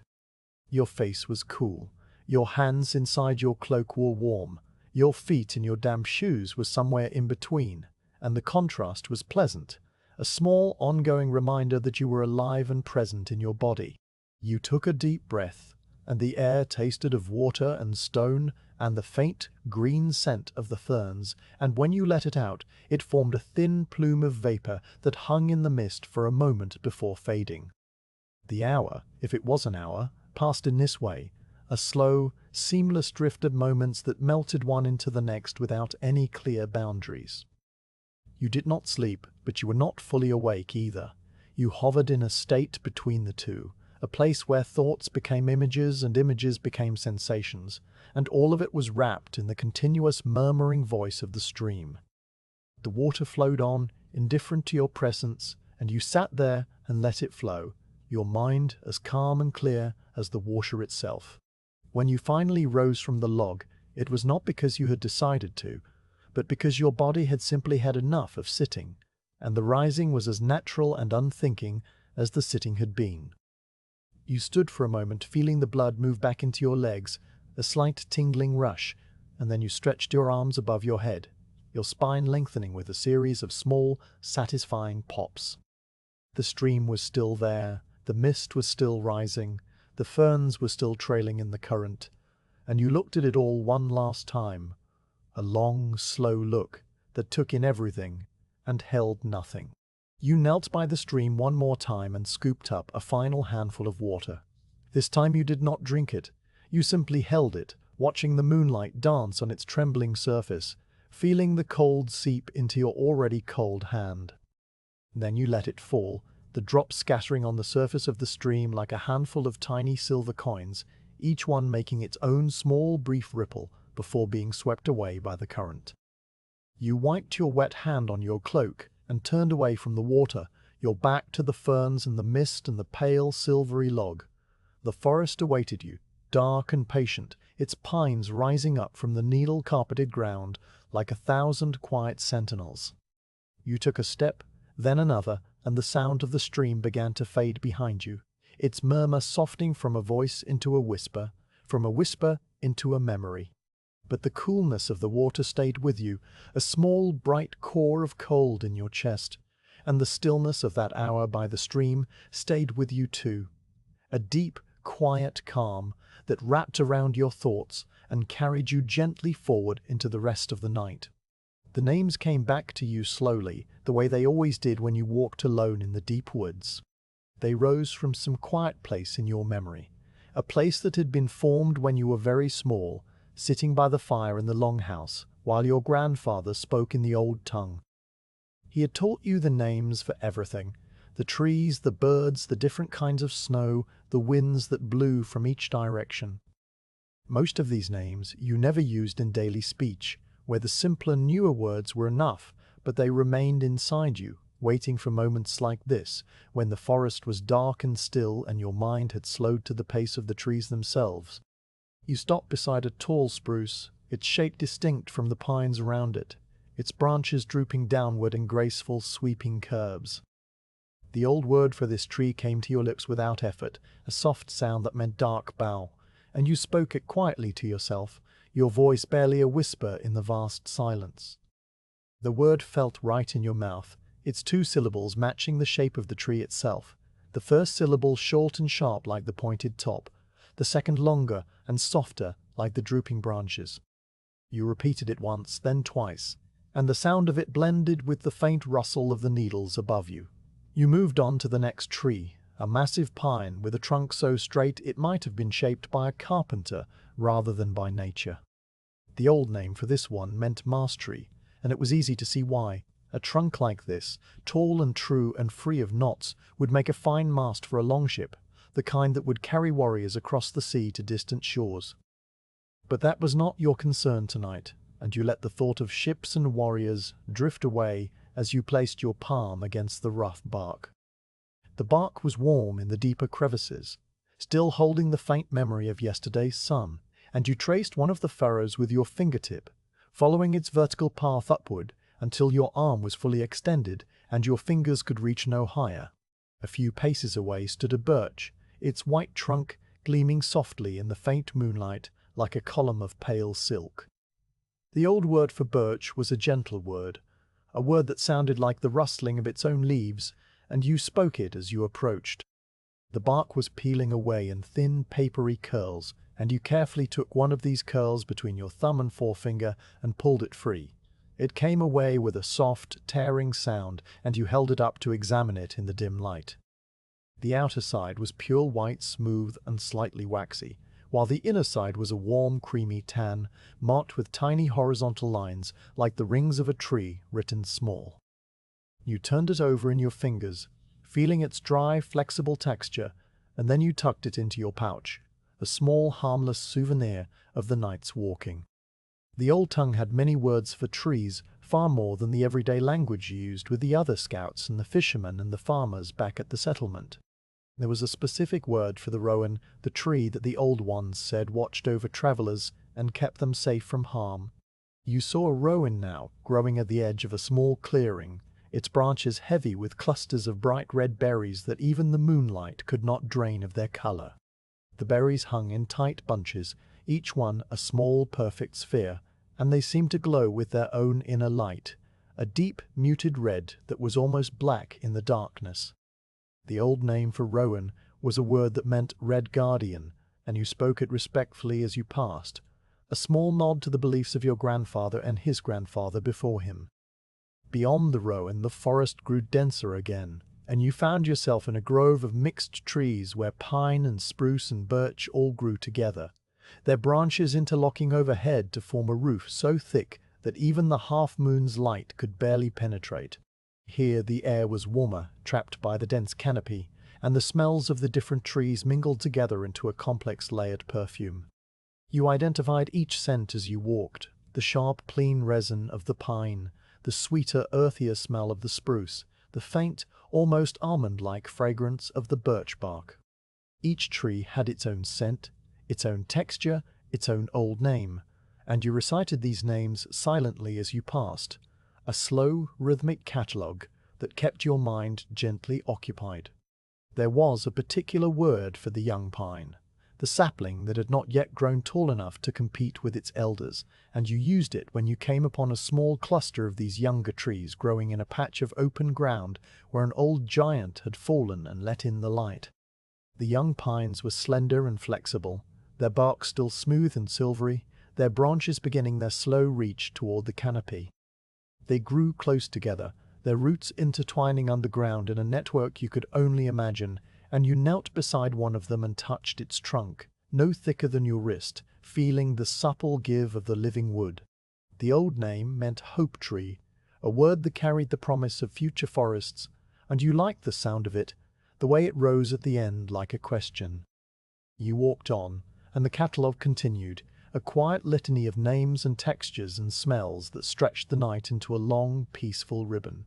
There was the alder, growing near the damp places, its bark dark and rough, its old name, a word that sounded like the croak of a raven.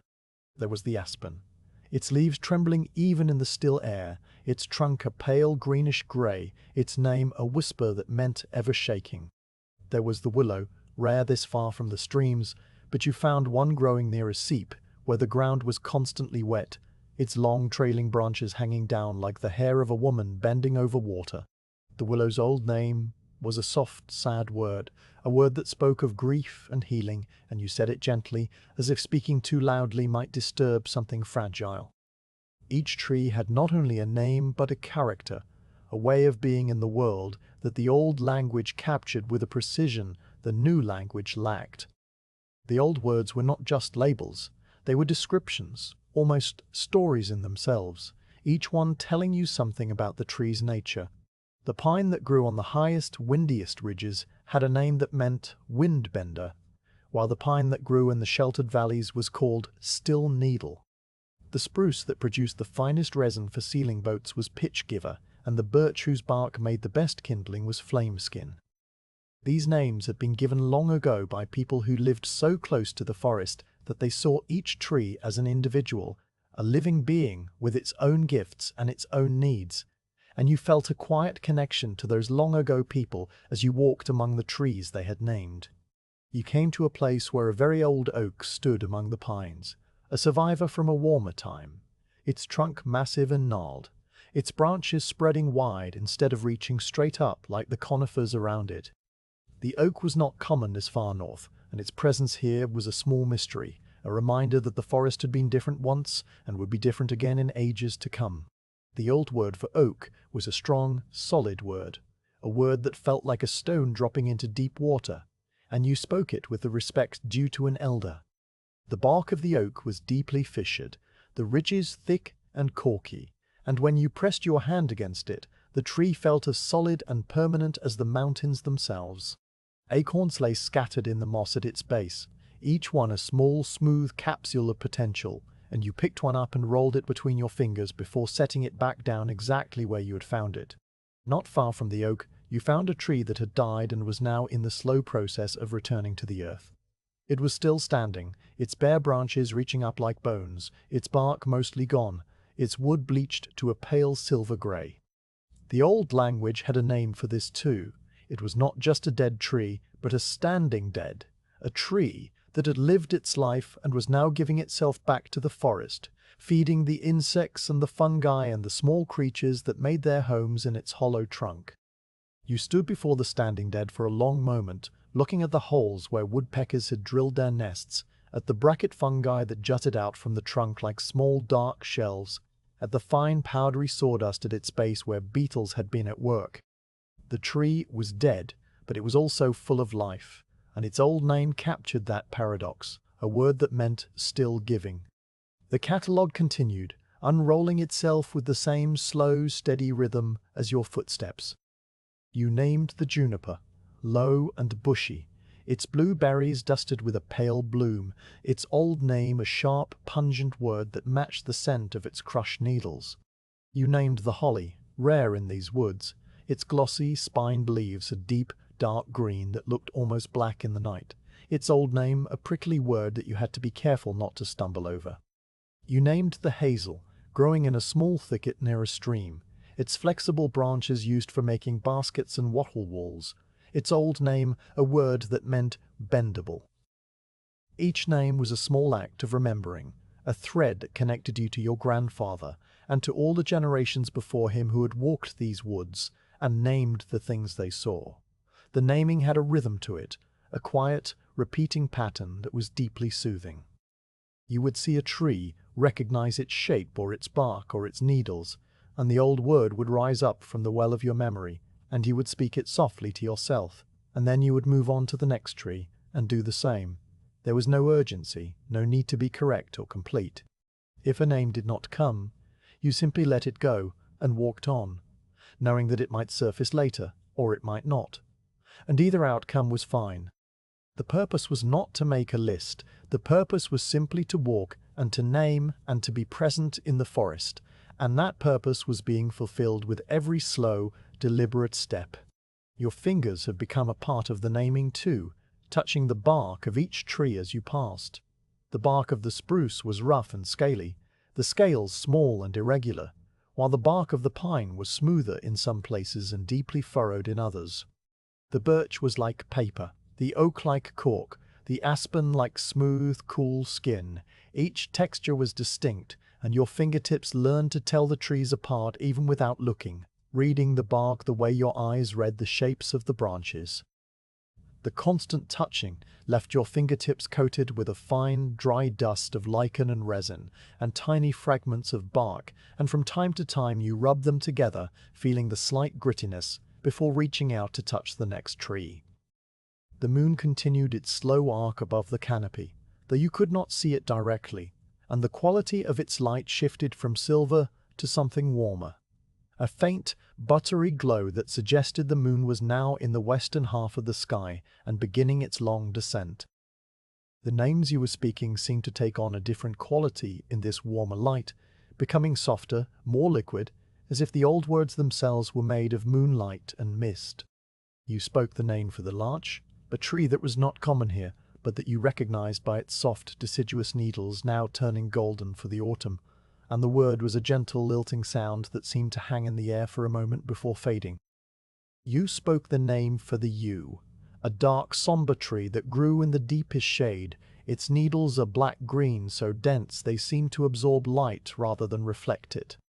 The yew's old name was a word of endings, a word that was spoken at funerals and carved on memorial stones, and you said it quietly, almost under your breath, as if it were a word too heavy for casual use. The yew tree itself was ancient, its trunk split into multiple stems that twisted around each other like the strands of a rope, and the ground beneath it was bare, nothing growing in the deep, perpetual shade it cast. You did not linger at the yew. You paid your respects with the old name and then moved on. The forest was vast, and you knew only a small part of it, the part that lay within a day's walk of the settlement. Beyond that, the trees continued for mile after mile, climbing over ridges and filling valleys, stretching all the way to the high mountains where the tree line ended and the bare rock began. The old names went with the trees wherever they grew, and you imagined a scout like yourself walking through those far unknown woods, speaking the same names, touching the same bark, breathing the same cool, resin-scented air. The thought was a comfort, a reminder that you were part of something larger, a tradition of walking and naming that went back further than anyone could remember. You came to a small, round clearing that looked as if it had been made by a lightning strike. The trees around its edge blackened and split. In the center of the clearing, new growth was already beginning. Small saplings of birch and pine pushing up through the ashen-rich soil, their leaves and needles a bright, fresh green that stood out even in the moonlight. The old language had a word for this too, a word that meant fire renewal, and you spoke it with a sense of quiet wonder, seeing the way the forest repaired itself, turning destruction into new life. The saplings were no taller than your knee, but they would grow, and in 100 years this clearing would be forest again, the blackened stumps long since rotted away, the lightning strike only a story told by the rings of the oldest trees. You knelt among the saplings and touched one of them, a tiny pine no bigger than your hand. its needle soft and flexible, its stem still green. The old word for a seedling was a diminutive, a small, tender version of the word for the full-grown tree, and you spoke it gently, as if speaking too loudly might bruise the delicate stem. The soil around the seedling was dark and rich, smelling of charcoal and damp earth, and you pressed your finger into it, feeling its cool, crumbly texture. When you withdrew your finger, a small, dark grain of charcoal clung to your skin, and you looked at it for a moment before brushing it away. You rose and left the clearing, and the forest closed around you again, the pines returning in their endless, patient rows. The naming continued, but now it was becoming less conscious, the old words rising and falling in your mind without any effort on your part. Your feet carried you forward, your hand reached out to touch the bark, your lips formed the ancient syllables, and all of it happened as naturally as breathing. The line between yourself and the forest had grown thin, almost transparent. You were no longer a separate being walking among the trees, but a part of the forest itself, a moving, breathing element of the great dark whole.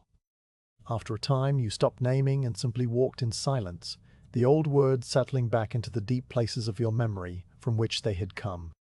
They would return when you needed them, as they always did. And for now it was enough to know they were there, a hidden language that belonged to you and to the forest, and to the long line of your ancestors who had walked these same paths under these same stars. You drew your cloak a little closer, feeling the familiar weight of the wool, and you continued on through the dark pines, one slow step after another, while the night deepened around you and the old trees stood watch.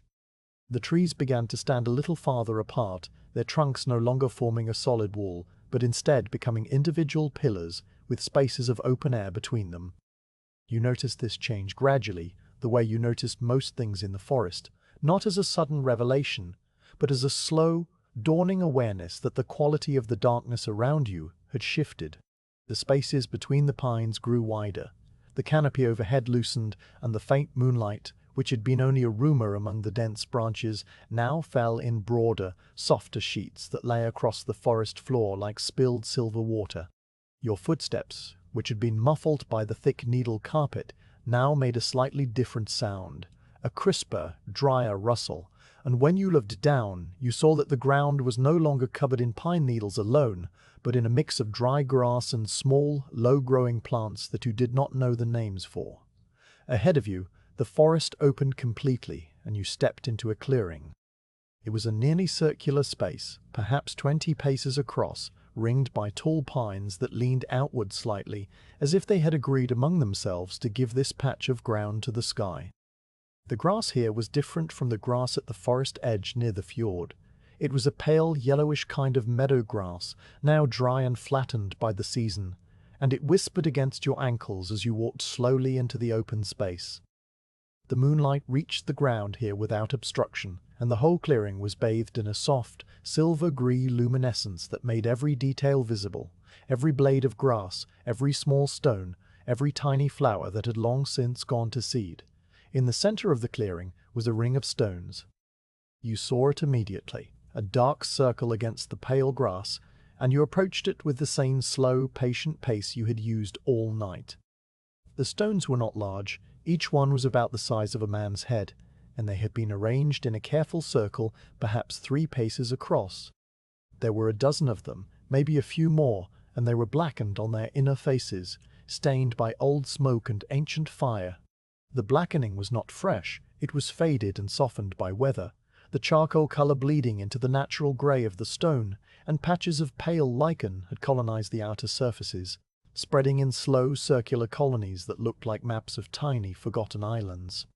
You stopped at the edge of the stone ring and looked down at it for a long time.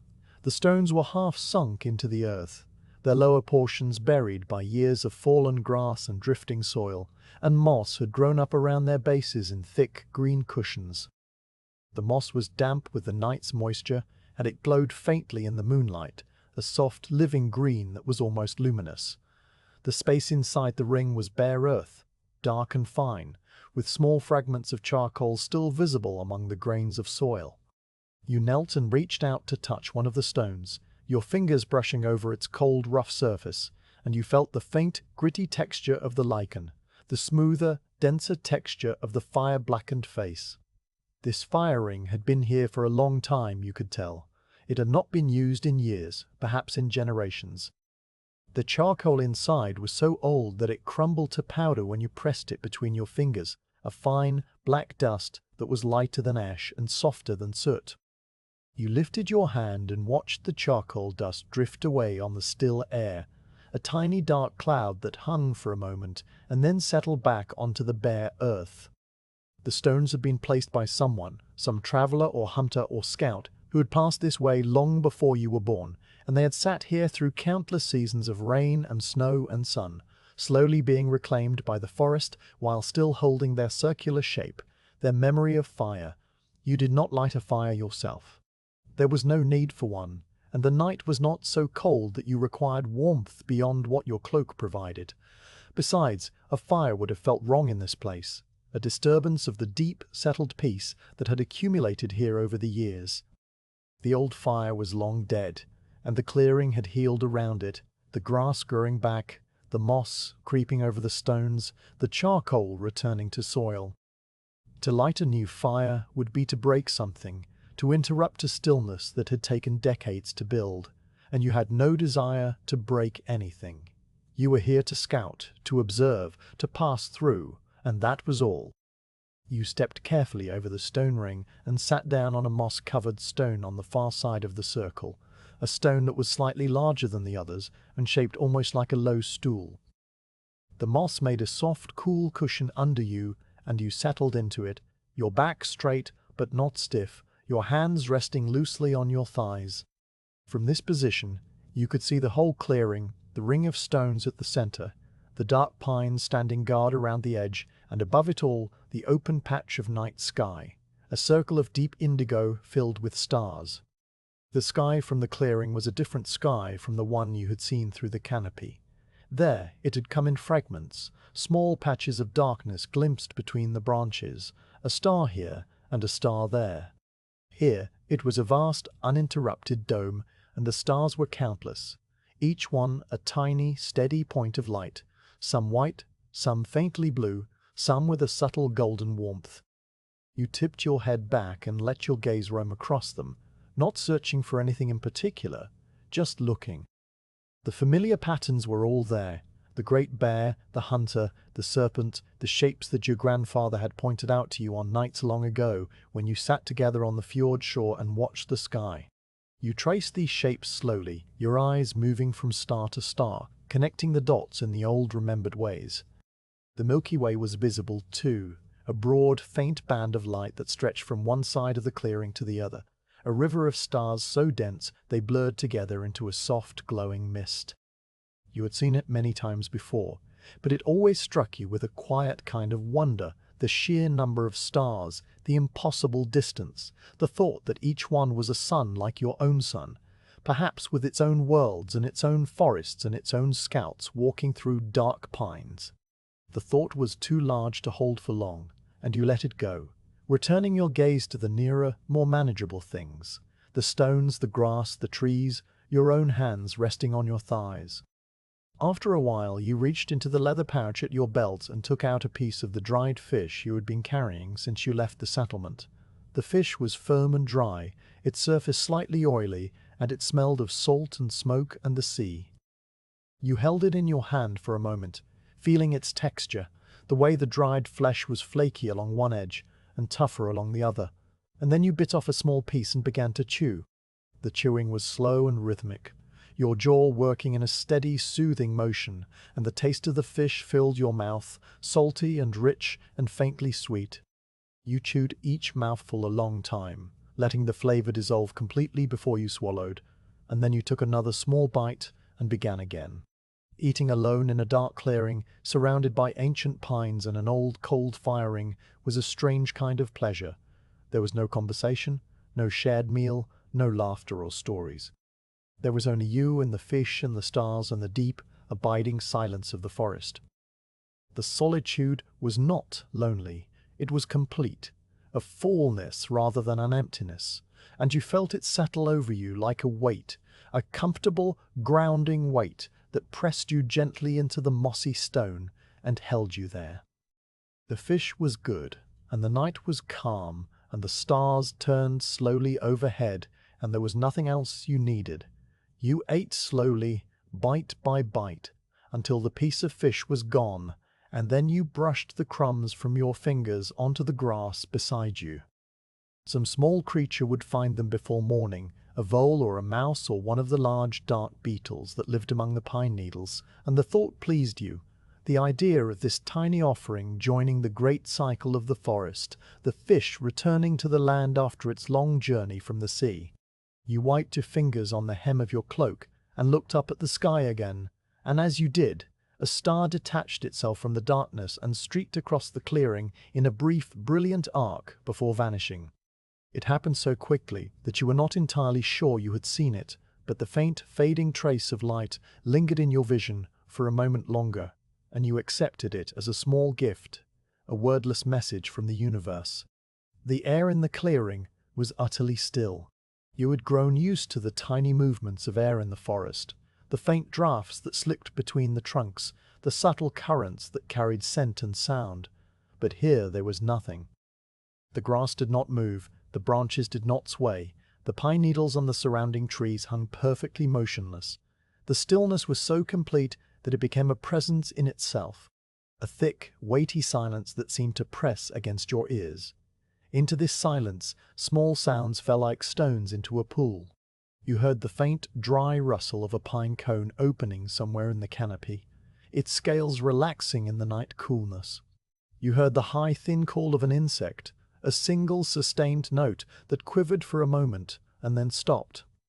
You heard, or imagined you heard, the soft, papery flutter of a moth's wings somewhere near your ear, though when you turned your head, there was nothing there. And then, in the deepest part of the stillness, you heard a sound so small and so perfect that it stopped your breath. A single pine needle fell. It detached itself from its branch somewhere high above the clearing, and it fell through the still air, turning once, perhaps twice, and it landed on the stone ring with a sound that was not quite a tick, and not quite a tap, but something in between, a tiny, crisp note that hung in the silence for a fraction of a second, and then was gone. You turned your head toward the sound, though you knew you would not see the needle among all the other needles on the ground, and you smiled slightly, a small inward smile that no one saw, and that you barely felt yourself.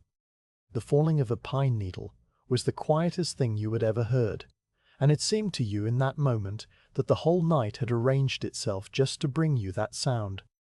You sat on the mossy stone for a long time after you finished eating, your body still, your mind drifting.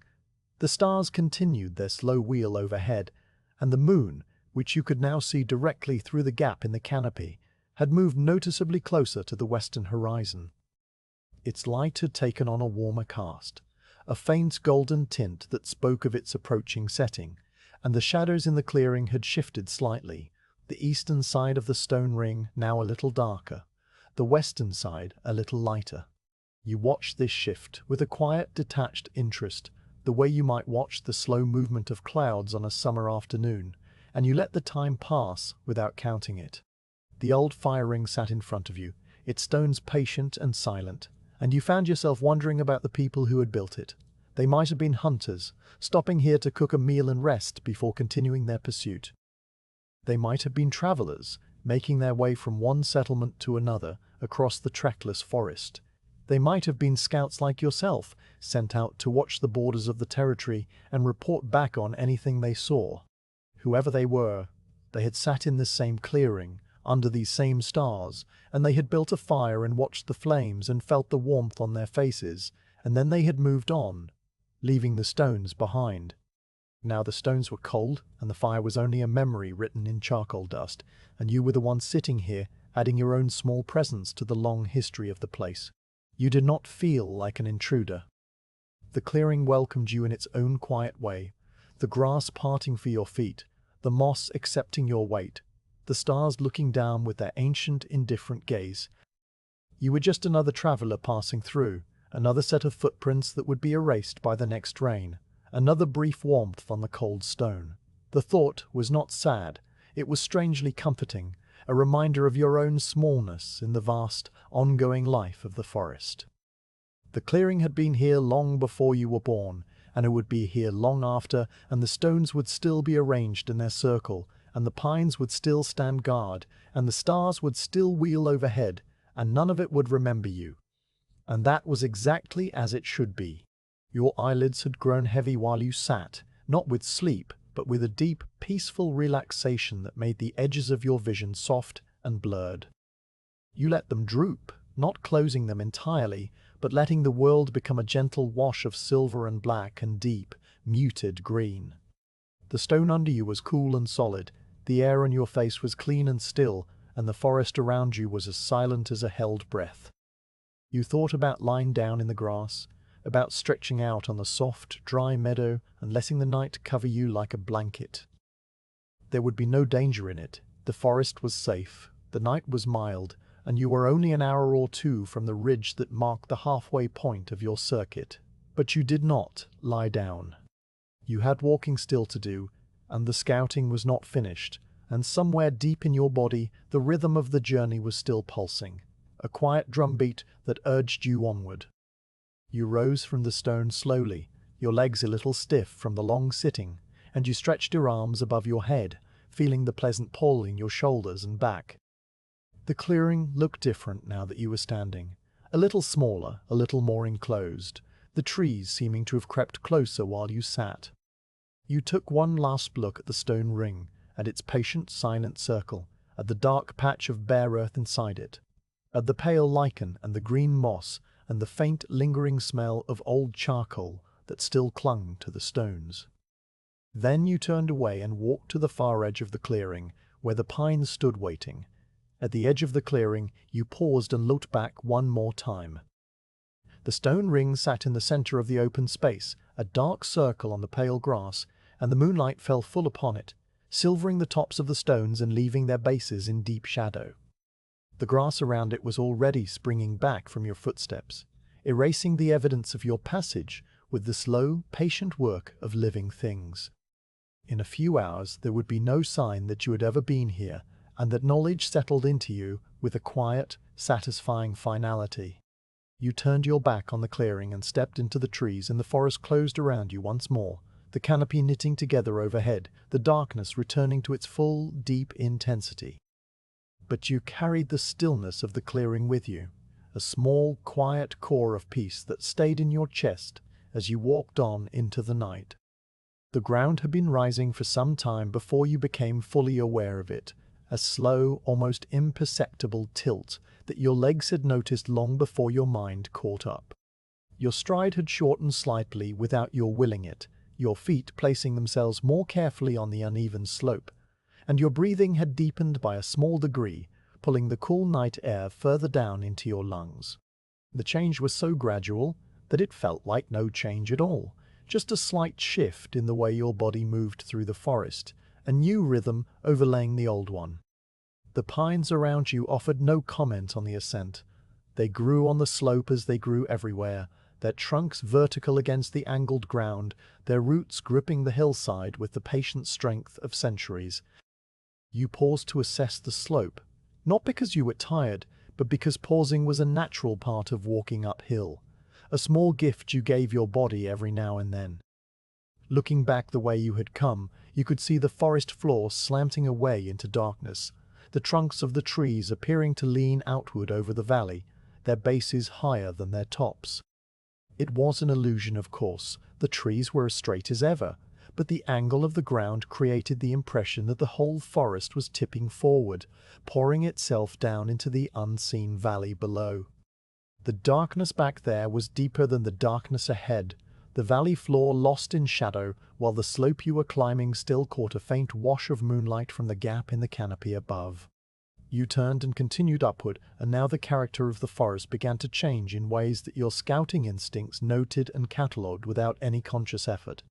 The trees were no longer the massive, ancient pines of the valley floor, with their thick, deeply furrowed bark and their vast, spreading crowns. Here, on the rising ground, the pines were younger and thinner, their trunks no wider than a man's waist, their bark smoother and more silvery in the faint light.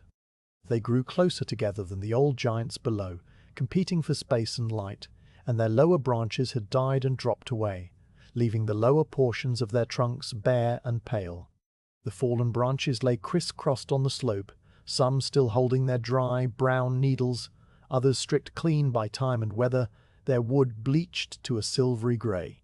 You stepped over a particularly large fallen branch, its wood so dry and brittle that a small piece snapped off under your heel with a sound like a distant twig breaking in a fire. The sound was startling in the quiet, and you paused to look at the broken piece, seeing the concentric rings of the branch's life, each one a year of growth, now ended and returning to the soil.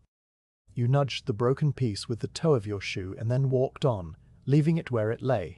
The needle carpet underfoot was thinner here on the slope, and the bare ground showed through in more places, a pale, sandy soil studded with small, sharp stones that shifted under your weight. The walking required a little more attention now, your feet finding the stable spots automatically, your ankles adjusting to the uneven surface with the practiced ease of a lifetime spent on rough ground. The stones made a faint, gritty sound as you stepped on them, a sound like grinding teeth heard from very far away, and here and there a larger stone would shift under your weight, and then settle with a soft, deep thud. Bare rock began to appear more frequently, pushing up through the thin soil in long, low shelves that ran across the slope like the ribs of some enormous, buried creature.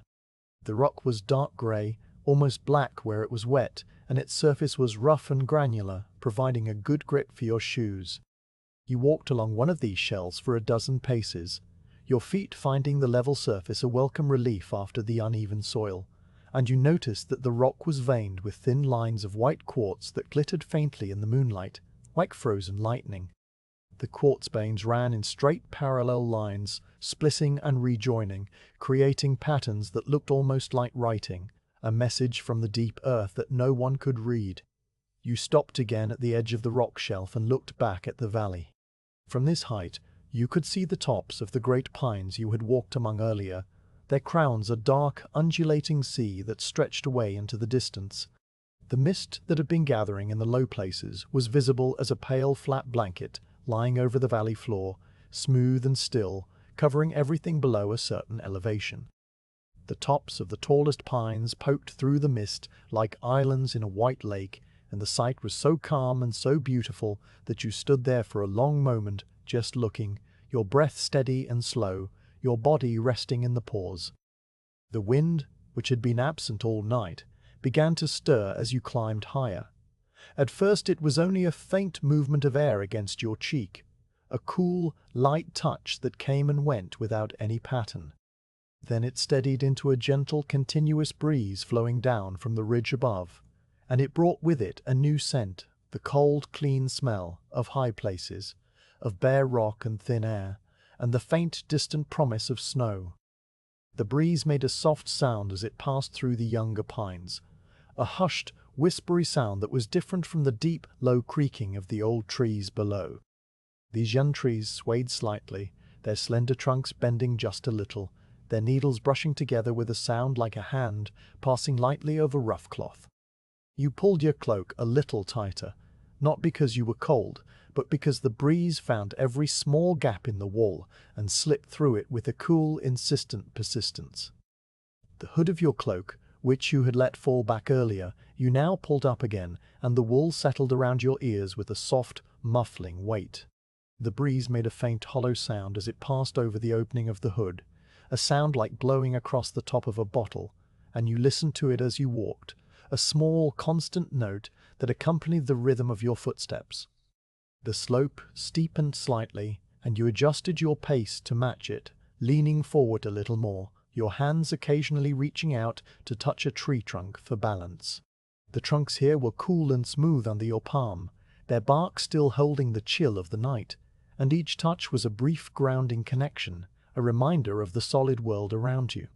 Your breathing had settled into a steady, rhythmic pattern, the inhales and exhales matching your steps, 3 steps to breathe in, 3 steps to breathe out, over and over, a slow, calming mantra that required no thought.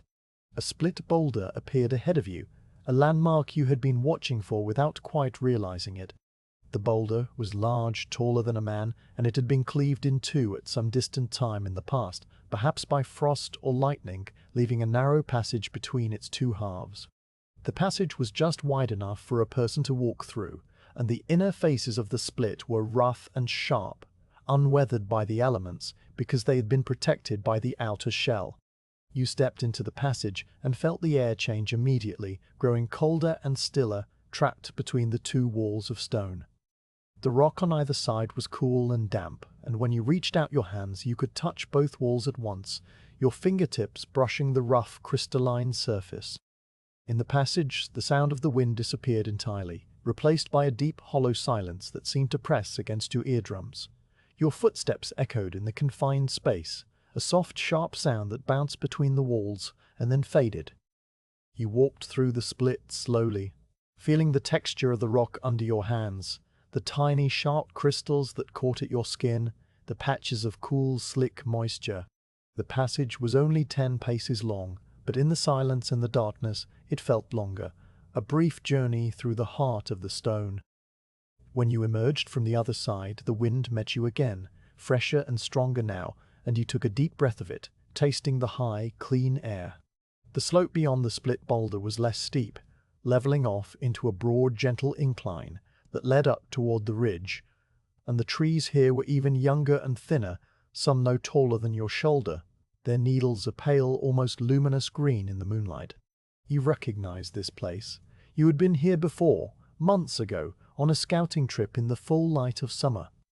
Now, in the dark of autumn, it looked different, but felt the same contours of the land, the same bare patches of rock, the same distant view of the valley falling away behind you. You walked on, and the ridge grew closer with every step, a dark, massive shape against the stars. The trees continued to thin, and the bare rock became more frequent, until you were walking across a broad, open slope, where only a few stunted pines still clung to the shallow soil. The ground here was mostly stone, great slabs of granite that sloped gently upward, their surfaces scoured smooth by ancient ice and now covered with a thin, crunchy layer of lichen. The lichen was dry and brittle underfoot, a pale grey-green crust that crackled faintly with each step, and it released a faint, dusty scent, like old stone and dried moss. You paused on the open slope and looked back one more time, and the view took your breath away in its quiet, patient way. The entire valley lay below you, a vast, dark basin filled with the tops of pines, and the mist still lay over the lowest parts, a smooth white sea that reflected the moonlight like a mirror.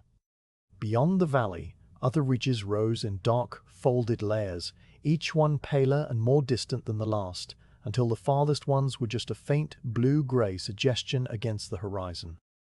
The sky above it all was enormous, a deep, star-filled dome that seemed to curve down to meet the earth at the edges, and the half-moon hung low in the west, its light now distinctly golden, its lower edge touching the top of the farthest ridge. You stood there for a while, letting the wind move around you, letting the view sink into your mind.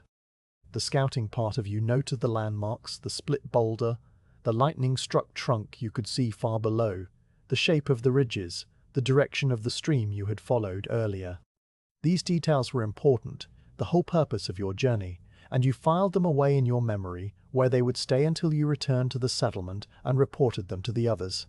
But there was another part of you, a deeper, quieter part, that simply looked at the view and felt a vast, wordless peace, a sense of being exactly where you were supposed to be, doing exactly what you were supposed to do.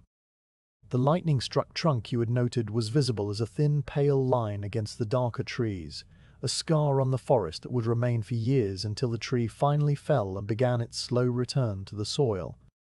You remembered passing it earlier in the night, touching its charred bark, feeling the fine black soot on your fingertips, and it seemed now like something from a different life, a memory belonging to someone else. The night was so long and so full of small, quiet moments that it had become a lifetime in itself, a complete world bounded by darkness and stars and the slow rhythm of your own walking. You turned from the view and continued up the slope, and the ridge was now very close. The last few trees fell away, and you were walking across bare rock under the open sky, the wind strong and steady now, pulling at your cloak and sending it snapping softly behind you. The rock was pale grey, almost white in the moonlight, and it was cracked and fissured by ages of frost, the cracks forming a network of dark lines that looked like a map of rivers on a pale parchment. You followed one of these cracks upward, your feet finding natural steps in the broken stone, and the climb was easy and steady, your body moving with a sure, unthinking confidence. At the top of the ridge, the world opened up around you in every direction. You had reached it at last, the high point of your circuit, the place where you could see both the valley you had climbed from and the new valley that lay on the other side. The new valley was a mirror of the first, a dark bowl of pines and mist and distant ridges, and it looked so similar that you might have thought you had turned around and were looking back the way you came. But the stars were different here, the patterns slightly shifted, and the wind was blowing from a new direction, bringing with it the scent of a different forest, a different stretch of wilderness that you had not yet explored.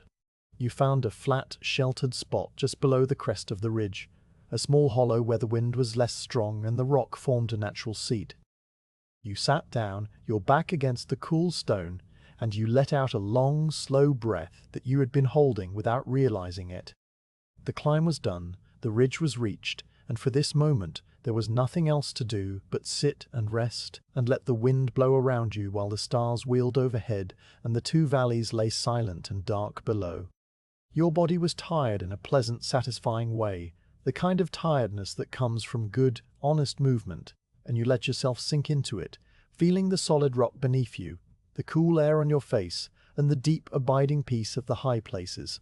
The shelter was not something you found so much as something that presented itself, a dark opening in the granite outcrop that formed a low, natural overhang just below the crest of the ridge. The rock here had been shaped by ages of wind and frost, its surface flaking away in thin, curved plates that lay scattered on the ground, like the discarded scales of some enormous stone creature. The overhang jutted out from the hillside, creating a shallow, horizontal recess, a space just tall enough for a person to sit upright, and just deep enough to provide a sense of enclosure without feeling confining. The floor beneath the overhang was covered in a thick, soft layer of pine duff that had blown in over countless seasons, the needles broken down into a fine, crumbly material that was almost like soil, but lighter, airier, and it gave off a faint, dry fragrance when you disturbed it. You bent low and stepped into the shelter, your shoulders brushing against the cool, rough ceiling of stone, and then you turned and lowered yourself onto the bed of duff, your back settling against the granite wall at the rear of the recess. The stone was cold at first contact, a deep, penetrating cold that seemed to reach through your cloak and tunic and into the muscles of your back. But as you sat still, the cold lessened, or perhaps you simply grew used to it, your body warming the thin layer of air between your clothes and the rock. The duff beneath you was soft and slightly springy, molding itself to the shape of your legs and hips, and you shifted a little, finding the exact position where the stone behind you felt not cold, but simply cool, a steady, neutral presence against your spine. You let out a breath, and then another, and with each exhale you felt something loosen inside you, some subtle tension that you had been carrying for hours without knowing it. The walking was done for now, the climbing was done, the scouting was done, at least for this moment, and there was nothing you needed to do and nowhere you needed to be. The shelter held you in its quiet stone embrace, and you let yourself be held, your body growing heavier and more relaxed with each passing minute. Your legs, which had been moving steadily since twilight, now lay stretched out before you, the muscles in your thighs and calves slowly unknotting, the small aches and strains of the long walk fading into a general, pleasant tiredness. Your feet, still in their damp shoes, were cool but not uncomfortable, and you flexed your toes slowly, feeling the familiar, satisfying stretch of the tendons. The cloak you wore had trapped a layer of your own body heat, and now that you were still, that warmth spread through you in a slow, gentle wave, starting at your chest and moving outward to your shoulders, your arms, your hands. You pulled the folds of the cloak a little closer, tucking the edges under your thighs, and the wool did what wool had always done, holding the warmth close, creating a small private climate inside the larger climate of the night. The faint smell of the wool, a clean animal scent that was as familiar as your own skin, rose up around you, mixing with the dry fragrance of the pine duff and the cold, mineral smell of the granite. The shelter was dark, but not as dark as the deep forest had been. The overhang faced outward toward the valley you had climbed from, and through the opening you could see a wide swath of the night sky, the stars still sharp and clear, the half-moon now very low and very golden, its light spilling into the shelter in a faint, diffuse wash. The light was not bright enough to read by or to see details, but it was enough to soften the darkness, to turn it from black to a deep, velvety grey, and in that greyness you could make out the rough texture of the granite above your head, the small, glittering flecks of mica embedded in the stone, and the darker patches where water had seeped through cracks and left behind thin, dark stains. You sat and watched the patch of sky framed by the overhang's opening, and your thoughts, which had been quiet all night, now grew quieter still, settling into the deep stillness of the shelter, like sediment settling to the bottom of a pool. The sky was the same sky you had been walking under all night, but from here, from this fixed, sheltered position, it looked different, more distant and more vast, a great starry ocean that had nothing to do with you and asked nothing of you. You could see a bright planet hanging just above the dark silhouette of the pines on the far ridge, a steady, unwinking point of light that was warmer and more golden than the stars around it. You had seen this planet many times before, in many seasons, and the old ones had a name for it, a name that meant the Wanderer, because it moved through the constellations in a slow, predictable path, visiting each one in turn. You fixed your eyes on the planet and let your gaze rest there, and time began to change its quality. Without walking, without moving, without any task to accomplish, the minutes stretched out and became elastic, no longer measured by footsteps or breaths, but only by the slow, almost imperceptible movement of the planet across the gap in the canopy. You watched it for what felt like a long time, and it did not seem to move at all, though you knew it was moving, that it had been moving all night, and would continue to move long after the sun rose and the stars faded. The gap in the canopy was narrow, framed by the overhang above and the tops of the pines below, and the planet was on the right-hand side of it, slowly, very slowly, drifting toward the left. You could not see the movement, but you could track it by checking every now and then, looking away, and then looking back, and each time you looked back, the planet was in a slightly different place, a little closer to the edge, a little farther along its quiet, endless journey. Your own heartbeat was audible to you now, a soft, steady thud that you felt more than heard, a deep, rhythmic pulse in your chest and at your temples and in the tips of your fingers where they rested on your thighs. The heartbeat was slow, slower than it had been when you were walking, and it matched itself to the stillness of the shelter, to the slow arc of the planet, to the deep, patient silence of the granite behind you. You counted the beats for a while, a small, soothing exercise that you had learned as a child when you could not sleep, and the numbers rose and fell in your mind like the gentle swell of a calm sea. After a while you lost count, or perhaps you simply stopped counting, and the heartbeat became just another part of the background, another thread in the tapestry of quiet sensations that made up this long, still rest. Your breathing had slowed too, settling into a deep, even rhythm that required no attention. The air you inhaled was cool and clean, tasting of the high places, and it filled your lungs completely, expanding your ribs and pressing your back gently against the stone. Each exhale was a slow, complete release, the air flowing out of you like water flowing out of a cupped hand. And in the brief pause between exhale and inhale, there was a tiny moment of absolute stillness, a small, silent gap in which nothing happened at all. You noticed these gaps, these tiny rests between breaths, and you found them oddly comforting, a reminder that even breathing had its pauses, its moments of rest. The rock behind you was ancient, you knew, far older than the forest, far older than the fjord, older than anything you could easily imagine. It had been here when the land was still being shaped by ice, when great rivers of frozen water had ground across the mountains and carved the valleys and left behind the smooth, polished surfaces you had walked across on the open slope. It had been here when the first trees took root after the ice retreated, when the first people came to these shores and gave names to the things they saw. It would be here long after you were gone, long after the settlement was gone, long after the forest itself had changed into something new. The rock did not care about any of this. It simply was, solid and patient and utterly indifferent, and leaning against it, feeling its deep, abiding stillness, you felt a small portion of that indifference seep into you, a quiet acceptance of your own smallness, your own briefness, your own place in the vast, ongoing story of the world. The planet had moved another small distance across the gap while you were thinking about the rock, and you noticed this with a quiet, detached interest. The movement was so slow that it was almost not movement at all, more like a change in the quality of the light, a subtle shifting of the golden point against the darker background. You watched it for another long stretch of time, your eyes half closed, your body heavy and still, and the planet continued its journey, unhurried, inevitable, as patient as the stone behind you. The sounds of the forest, which you had been aware of all night, now seemed to come from very far away, muffled by the stone walls of the shelter and by the deep stillness of your own body.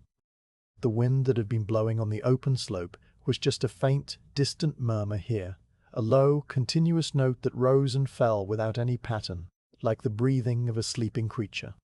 The pines below the ridge made their own soft sound, a hushed, whispery rustle that blended with the wind and the silence and the slow thud of your heartbeat.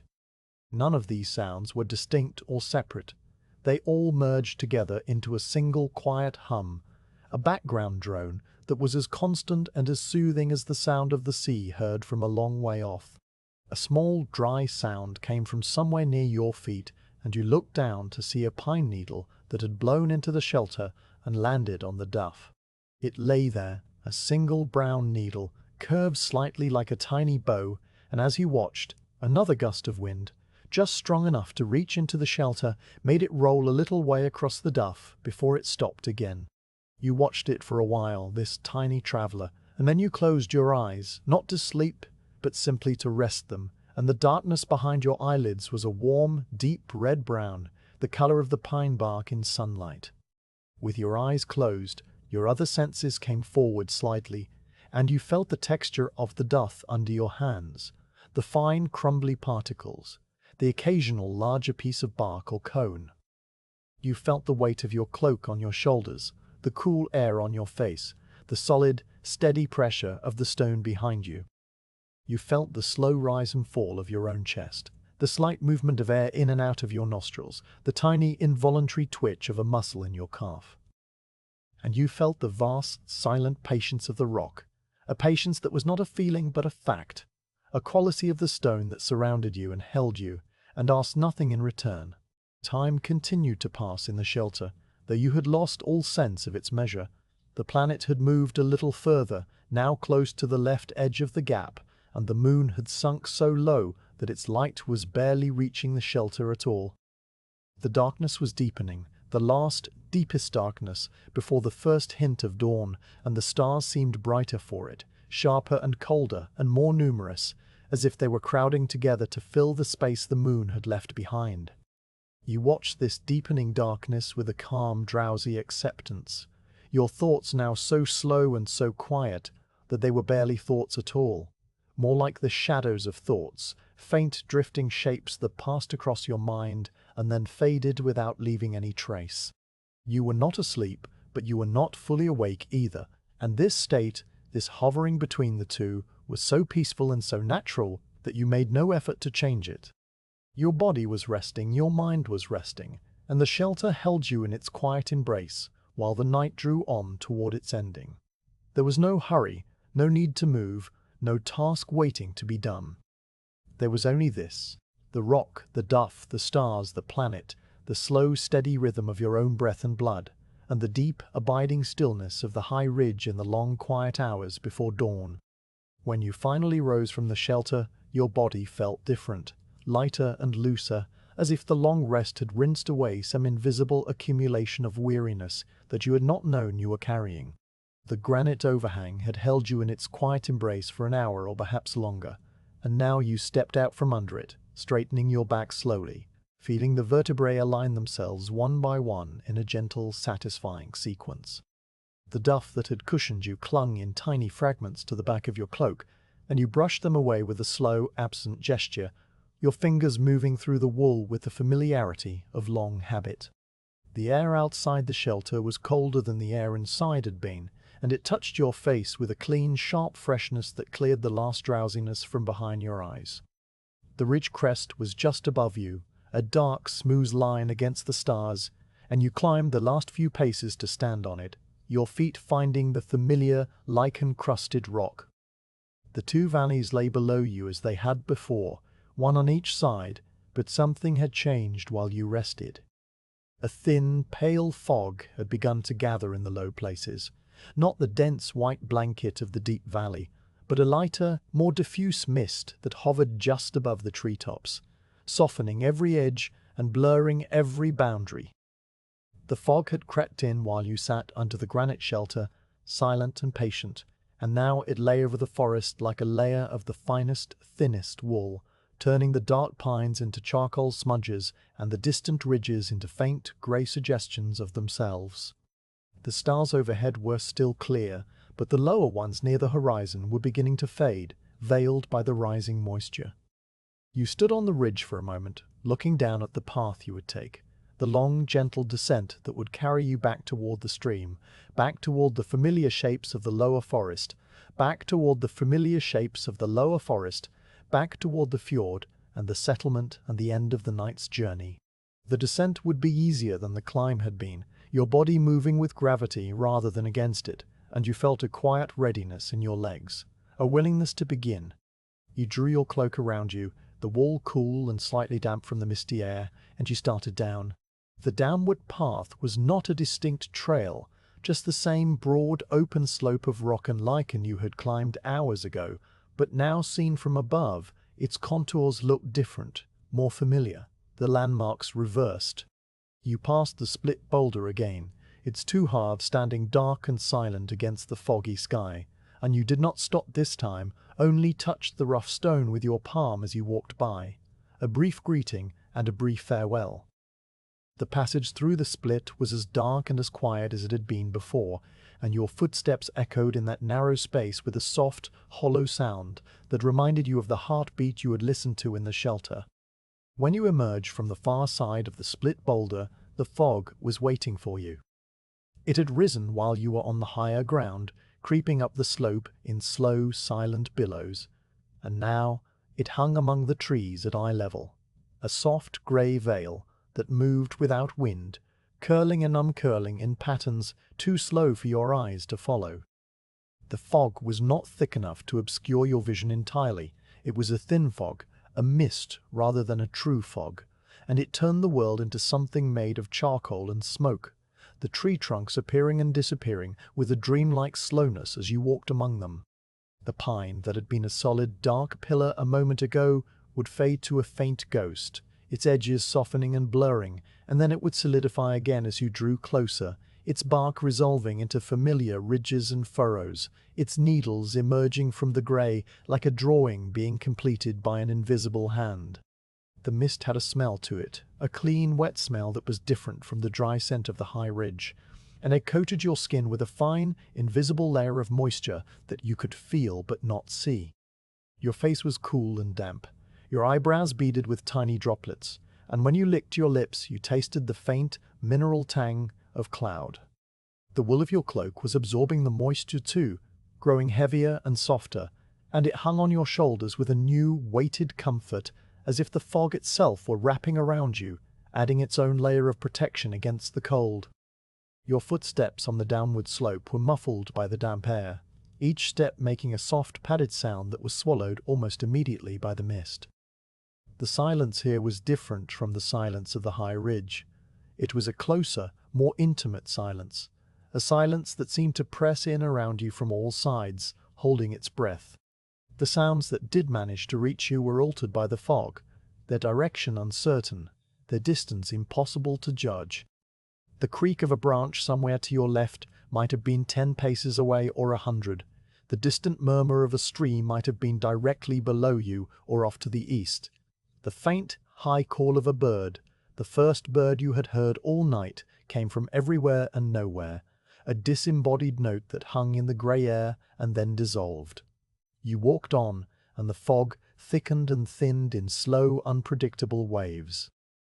One moment you could see a dozen pines ahead of you, their trunks a series of fading vertical lines like the bars of a soft grey cage. The next moment the mist would close in, and you could see only the nearest trees, their lower branches hanging dark and wet above the needle-carpeted ground. You did not fight the fog or try to see through it. You simply accepted its presence, letting it dictate what you saw and what you did not see, trusting your feet to find the familiar path even when your eyes could not. The slope was a constant guide, its downward tilt a steady, reliable fact beneath your soles, and as long as you kept moving downhill, you knew you were going in the right direction.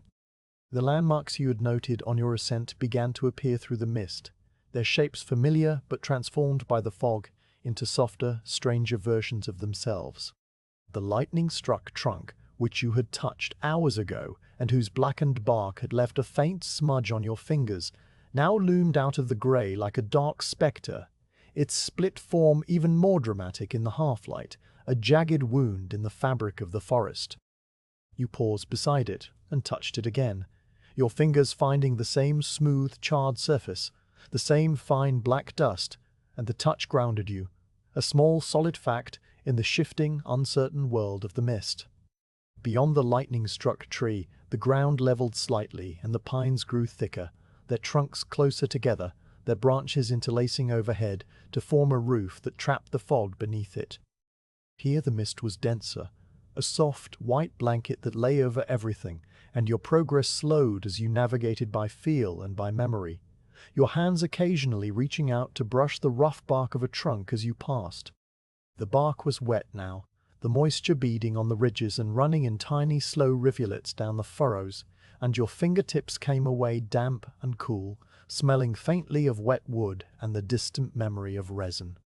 You came to the place where the deer trail crossed your path, the faint, meandering line of slightly darker earth that you had followed earlier in the night. The trail was still visible through the mist, a thin dark ribbon winding among the grey trunks, and you stepped onto it with a quiet sense of recognition, the way you might recognize a familiar face in a crowd. The trail would lead you down to the stream you knew, and the stream would lead you home, and the thought was a comfort, a small, steady light in the soft, grey darkness of the foggy forest. The deer trail curved gently to the left, following the contour of the hillside, and you followed it with the same slow, patient pace you had kept all night. The fog had dampened the needles underfoot, turning them from a dry, rustling carpet into a quiet, spongy surface that absorbed your footsteps completely, so that you moved through the forest in almost total silence. The only sound was the occasional drip of water from the branches above, a single heavy drop that fell with a soft, liquid plink onto the needles or onto a stone or, once, onto the shoulder of your cloak, where it left a small dark spot that slowly spread and then stopped. The mist was not cold, not in the way the stream water had been cold, but it was cool, a steady, pervasive coolness that seeped through your clothes and touched your skin with 1,000 tiny damp fingers. You did not shiver, your body was warm enough from the walking, a steady, gentle heat that radiated from your chest and kept the worst of the chill at bay. But you were aware of the coolness, aware of the way it sharpened the edges of your senses, making the shapes of the trees seem more vivid when they appeared out of the fog, making the sense of the forest seem richer and more complex, the wet earth, the damp bark, the faint, green smell of the moss that grew on the northern sides of the trunks. You recognized the shape of the hillside now, the particular curve of the slope, the way the land folded down toward the stream. You had climbed this same slope hours ago, in the deep darkness before the moon had risen, and you remembered the feel of it under your feet, the way your legs had worked against the incline, the way your breathing had deepened. Now descending, your body moved with a different rhythm, a longer, easier stride that carried you smoothly down, your knees absorbing the gentle impact of each step, your breath coming slow and even. The fog made the descent feel shorter than the climb had been, or perhaps it was simply that the end of the journey was now in sight, and your body knew it and moved a little more quickly, a little more eagerly, toward the familiar waiting places. The sound of the stream came to you through the fog before you saw it, a low, steady murmur that was exactly the same as it had been hours ago, unchanged and unchanging. The sound was a guide, a constant, reliable presence in the shifting, uncertain world of the mist, and you followed it downward, letting it grow louder and clearer with each step. The murmur resolved into its familiar layers, the low gurgle of the deep pools, the higher splash of the riffles, the continuous, hushing rush of the main current moving between its banks, and each layer was a welcome, a small, liquid voice calling you home. The trees thinned as you approached the stream, and the mist, which had been so dense among the pines, grew lighter and more diffuse near the water, lifted by the slight movement of the air above the current. You could see the stream now, a ribbon of liquid silver winding through the grey, its surface smooth and dark where the water ran deep, broken and white where it spilled over the stones. The ferns on the far bank were the same ferns you had seen before, their fronds now beaded with moisture, each tiny droplet catching the faint, diffuse light and holding it like a pearl. The fallen log where you had sat was still there, its bleached wood glowing softly through the mist, and you walked toward it with a quiet sense of completion, of a circle closing, of a journey nearing its end. You knelt by the stream one last time, your knees sinking into the damp, cool earth, and you cupped your hands in the water and drank. The cold was as shocking as it had been the first time, a bright, sharp sensation that spread through your chest and settled in your stomach, and it woke you fully from the drowsy haze of the foggy walk, leaving you clear-headed and calm. The water tasted of the same things it had tasted before, of stone and moss and the deep heart of the mountain, but it also tasted, faintly, of completion, of a task nearly done, of the long night drawing to its close. You rose from the stream and crossed it by the same flat stones you had used before, their surfaces slick with moisture now, the algae making them slightly treacherous. You moved with care, placing each foot deliberately, feeling the slight shift of the stones under your weight. And when you reached the far bank, you looked back at the stream and the ferns and the mist curling over the water, and you felt a quiet, wordless gratitude for all of it, for the water and the stones and the trees and the long, slow, peaceful night. The far bank led you up a gentle slope and back into the pines, and here the fog was thicker again, a soft, grey blanket that wrapped around the trunks and muffled every sound. But you knew this part of the forest well now, knew the particular arrangement of the trees, the subtle curve of the path, the way the ground rose and fell in gentle waves. Your feet found the way without your mind having to direct them, and you walked through the fog with a calm, steady confidence, your body moving on its own, your thoughts drifting somewhere just behind, quiet and still. The night was almost over, the scouting was almost done, and the path ahead led only home. The forest began to change around you in ways that were subtle at first, but grew more distinct with every downward step. The pines, which had been your constant companions through the long night, were slowly giving way to a mix of trees, birch and rowan and alder, appearing among the dark trunks like pale ghosts in the fog. The ground underfoot was softer here, the deep needle carpet of the high forest giving way to a mix of fallen leaves and damp earth, and your footsteps made a different sound now, a wetter, heavier sound that spoke of the nearness of the fjord and the settlement and the end of the journey. The air had changed too. The clean, resin-scented air of the high pines now mingled with a new smell, a salt tang that drifted up from the water below, faint at first but growing stronger with each step, a reminder that the sea was close and that the night's scouting was nearly done. You paused for a moment and breathed in that salt air, letting it fill your lungs and wake the parts of you that had grown drowsy during the long descent through the fog. The salt smell was the smell of home, of the fishing boats pulled up on the shingle, of the drying racks where the cod hung in the sun, of the smokehouse where the herring was cured over slow fires of alder wood. It was a sharp, clean smell that cut through the dampness of the fog and the deep, earthy scent of the forest, and it pulled you forward with a gentle, insistent tug, the way the tide pulls a boat toward the shore. The fog was beginning to thin as you descended, its hold on the forest loosening as the land sloped down toward the water. The tree trunks that had been soft, blurred shapes in the mist now sharpened into solid, familiar forms, their bark returning to its natural colors, the deep browns and grays and silvery greens that had been washed away by the night in the fog. You could see further ahead now, the spaces between the trees opening up, and through those spaces you caught your first glimpse of the fjord below, a broad, dark expanse of water that lay still and silent under the fading stars. The quality of the darkness had changed again, as it had changed so many times during the night. The deep, velvety blackness of the midnight forest was gone, replaced by a softer, thinner darkness that had a hint of transparency to it, as if the world were a piece of dark cloth that was slowly being worn away. The stars overhead were still visible, but they had lost their sharp, cold brilliance and now seemed to be receding, pulling back into the vast distances from which they had come. The half-moon had set some time ago, you realized, though you could not say exactly when, and its absence left the sky feeling larger and emptier, a great dark dome that was beginning to pale at its eastern edge.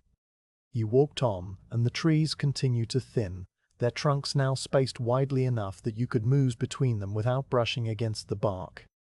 The undergrowth was thicker here, low bushes of juniper and bilberry that caught at your cloak as you passed, and the ground was studded with the familiar, rounded stones of the fjord shore, brought up here by some ancient flood or by the slow, patient work of the land rising from the sea. The stones were smooth and cool under your feet, worn to a fine polish by centuries of water, and they made a faint, clicking sound as they shifted against each other under your weight. Ahead of you, through the last screen of trees, you could see the place where the forest ended and the open ground began, the grassy ledge above the fjord where you had stood hours ago, at the start of the night, looking into the dark pines. The sight of it was like recognizing a face you had not seen in a long time, familiar and strange at once, the same place but different now, seen with new eyes and a new quietness inside you. The grass on the ledge was pale and dry, and it moved slightly in a breeze that you could not yet feel, a breeze that was coming off the water and stirring the tops of the grasses in slow, gentle waves. You stepped out of the tree line and onto the grass, and the transition was like stepping from one world into another. Behind you was the forest, dark and patient, and full of the long, slow hours of the night. Before you was the fjord, a broad, black sheet of water that stretched away into the distance, its surface so still and so dark that it looked like a piece of the sky fallen to earth. The far shore was just becoming visible, a low, dark line of hills that were beginning to take shape against the paling sky, their outlines soft and blurred by the last remnants of the mist. You walked to the edge of the grassy ledge and stopped, your feet at the exact place where they had stood when you first turned away from the settlement and faced the forest. The water below you was deep and black, and it lapped against the base of the small cliff with a soft, rhythmic sound, a sound you had heard 1,000 times before, the voice of the fjord speaking to the land.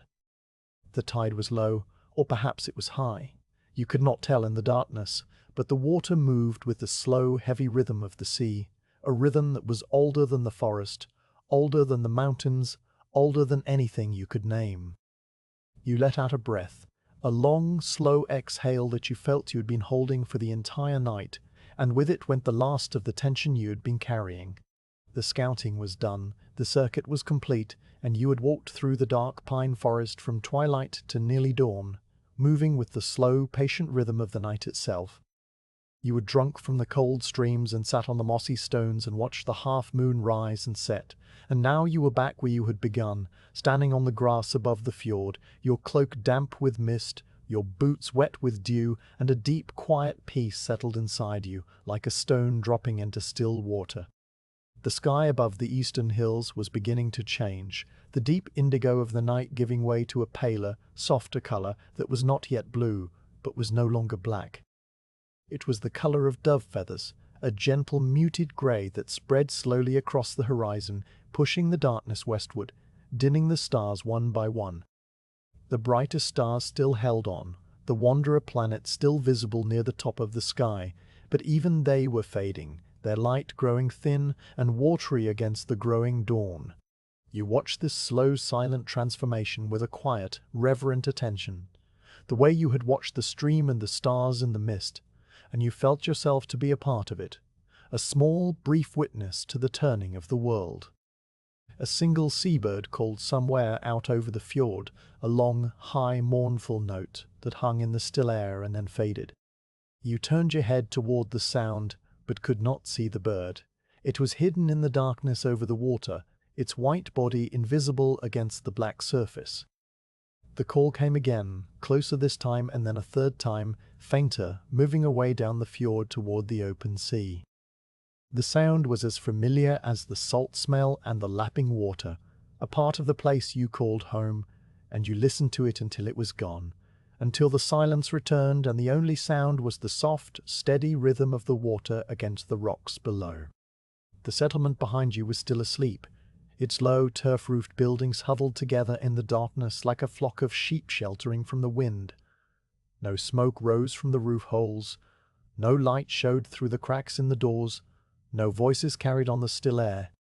The fires had burned down to ash hours ago, and the people inside the longhouses were deep in their own dreams, unaware that you had been gone, unaware that you had been gone, unaware that you had returned. You would tell them what you had seen when they woke, the condition of the trails, the state of the streams, the signs of deer and other animals you had noted during the night.